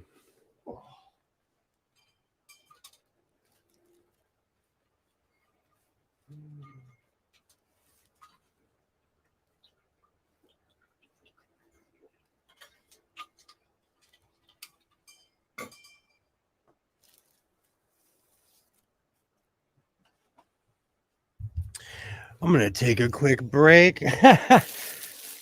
Oh, what are we going on? 3.5 hours. Oh, okay. Let me bring it. We're all gonna go in the dressing room because I'm going full Elvis this evening. I'll go a little bit longer. I didn't realize I'd been going 3.5 hours by myself. Oh, I think it's time. I think it's time for me just to bite the bullet and buy a Surger brand new. Let's be real. For as much money as I spend on everything, on all my habits, I can instantly just go buy a new Surger. Oh. You know what it is, Joy? I'm slowly losing my voice. I'm usually like, if I scream and reach a certain octave, I lose my voice. That's why I don't go off. I think it's time. I think it's definitely time. Absolutely, Pam. I love hanging out with you guys. I honestly do. Like I always say, this is what I would be doing on a Saturday night anyways. I would be sitting here watching some shrub such as myself talking on YouTube. Which even after this, I'll probably end up watching someone talking on YouTube, and sewing, which is literally what I do every when I have free time. Oh, that's so funny. Time does fly when you're having fun. You know what? I'm gonna clean up a little bit because I'll either finish this tomorrow, and if I'm not around for Phoenix's stream, it's because I'm buying a washing machine. That's 100% real. So if you do not see me tomorrow, it's because I'm crying at Lowe's. Because I have to buy a washing machine. I cannot function without having, for as much fabric as I wash, for as much as I like. I feel like I live, I feel like I'm running a hotel sometimes. But I need a functioning washing machine as soon as possible. Oh, man, I make a mess in here.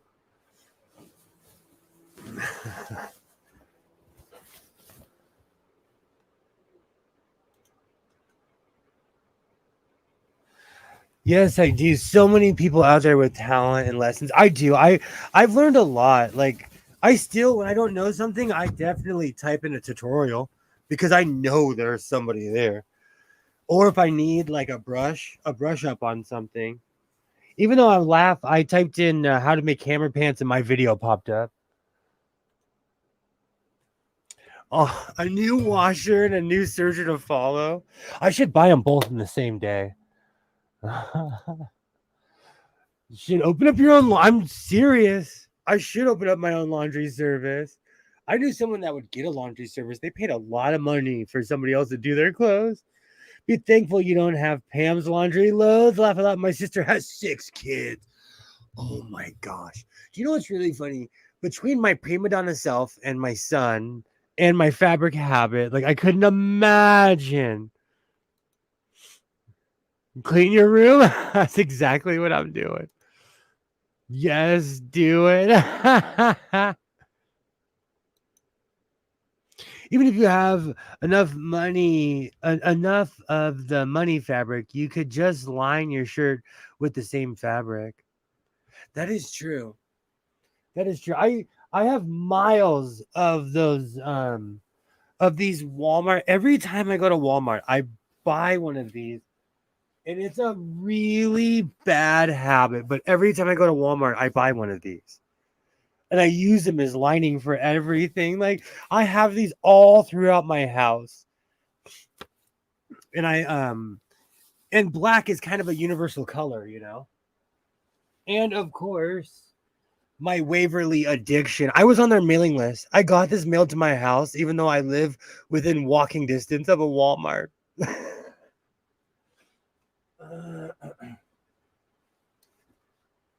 I wrote them a letter and they sent me fabric.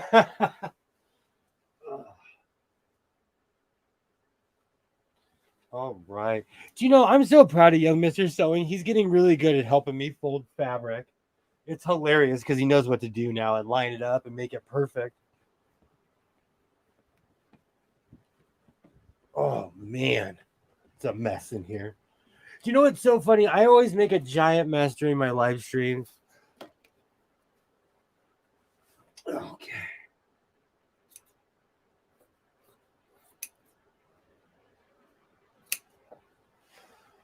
That's a perfect headband.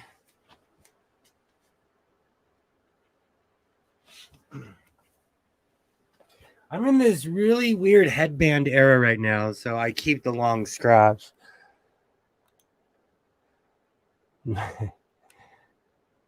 True, Pam. I looked at the fabric when I was at Walmart today, but I didn't buy any fabric today. Do you know, it's really funny. I went through a period where I felt like I had everything on their shelves. Like I had everything on their shelves. Oh, right. Where's my other camera? Whoops, wrong camera.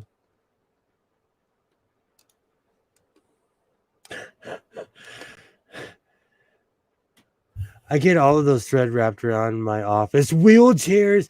Do you know what's really funny? I had to do surgery on my vacuum because it wasn't the thing wasn't turning, and I was like, I instantly know what it is. I don't even have to do investigation. I know what it is. Hey, nerdy, how's it going? I searched how to make a massive furry pimp coat and ended up here. You're in the right place, sir. Because that's how I'm cleaning up to I I was gonna go a little bit longer, but I'm cleaning up because I'm gonna put my coat back on in a second. I love that coat.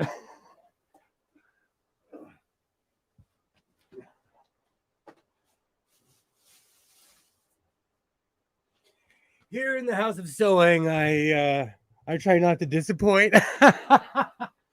So giant furry pimp coat you ask for, I shall deliver.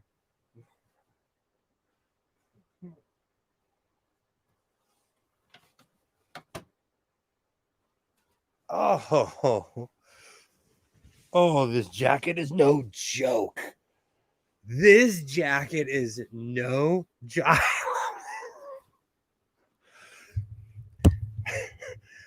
I've been trying to class this joint up a little bit, you know, so I figured. How's it going, nerdy? How's it going? Hello, hello. Goes perfect with the mascot eagle head. Absolutely. I wonder where Furry sock account, whatever it was called, went. Field Marshal sock account. I even got an anti-furry hater in here. Tonight I actually accomplished something this evening. Somebody actually came in here because they're so anti-furry that they had to make an account to tell me how anti-furry they are.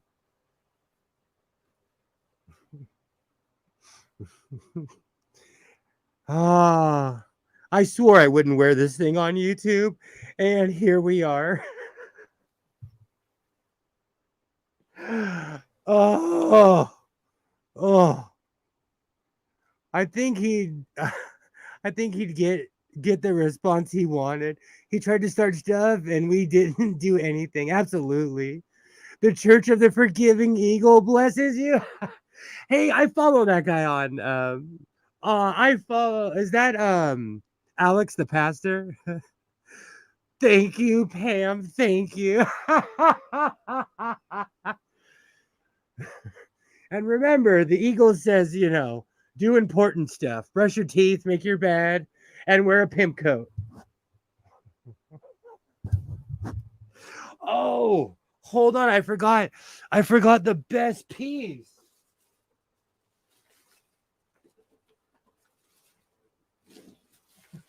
Oh, it broke.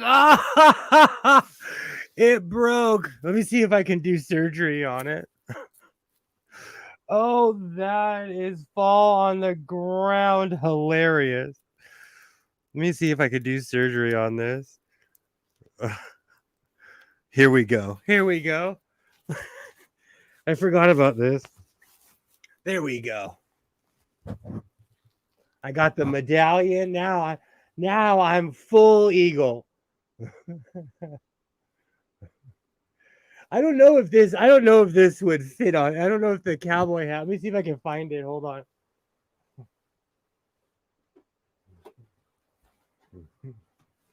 The problem with the hat is it's gonna fall.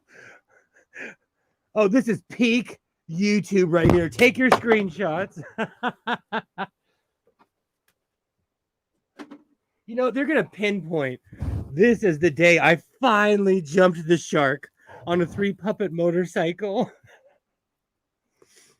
I forgot about my medallion that I made earlier. Oh, is that snapping too? Oh, that's funny. See, this is how you end a stream. There's so much political strife. Everybody hates each other. I constantly say it. If you're having a bad day, make something goofy. I guarantee you, whatever you're mad about, you won't be mad about it in like 20 or 30 minutes. Make something goofy. I don't know why I like pointing with the eagle head on.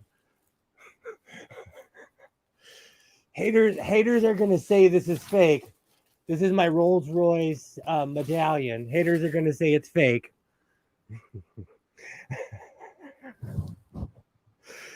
Oh, okay. Hold on. See, I'd be a horrible mascot because I have to breathe. If you wanted a temporary closure for the coat, use heavy-duty magnets. Oh, that's not a bad idea. I like that. Do you know, it's shock to no one. I actually have heavy-duty magnets in here. Oh, I'd be a terrible mascot. I don't know how much I could hang in this thing. It's starting to, the greenhouse effect is happening in here. Oh, that's not a, I like that. I really like that idea. You know what? I'm going to chalk today up as a success. I like the coat. I'm laughing about this. This was like, I made this like 2 minutes before the stream started, and I'm dying about this. Used to use those magnets for the closure on the leather bibs. That's not a bad, I really like that idea. I could so see that heavy duty magnets. That's a really I have quite a few. I have them on the other side of my toolbox, literally on my toolbox. I like that.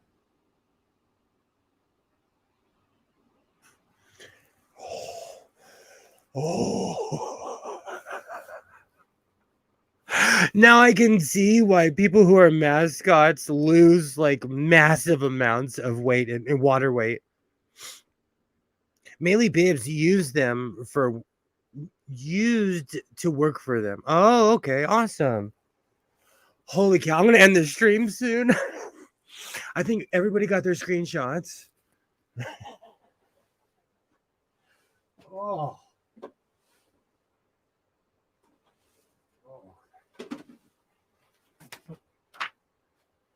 Holy cow, that's hot. Oh, that's hot.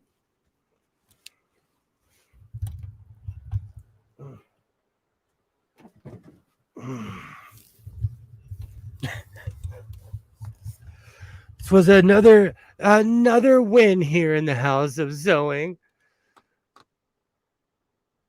Going out to the shops like you know what the funny thing is, I already did.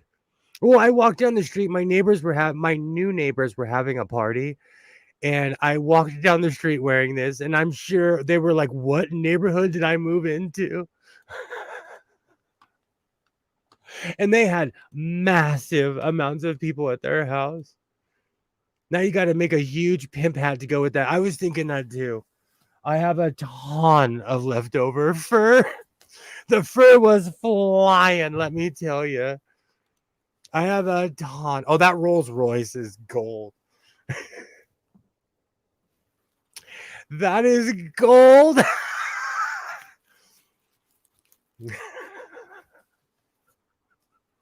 Should say Olds Royce.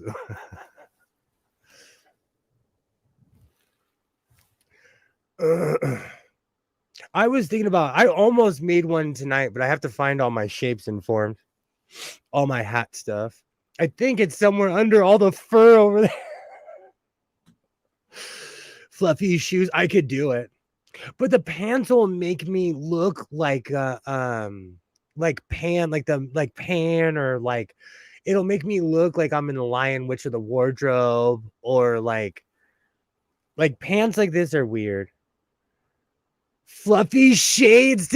I was definitely thinking about making some fake shades with my Fendi material that I have. Like I said, haters are going to say this is fake. I love it when people say that. They're like, hey, do you know the worst thing that ever happened to people is when diamond testers became affordable? Because people will walk up to someone with a diamond tester and they're like, let me test that diamond. And 9 times out of 10, it's a fake diamond. Oh, good times. Good times. Oh, what time is it? We're almost 4 hours in and I still have Casey and the Sunshine Band stuck in my head. All right, I'm going to call it. I absolutely thank everybody who's made it this far through this stream.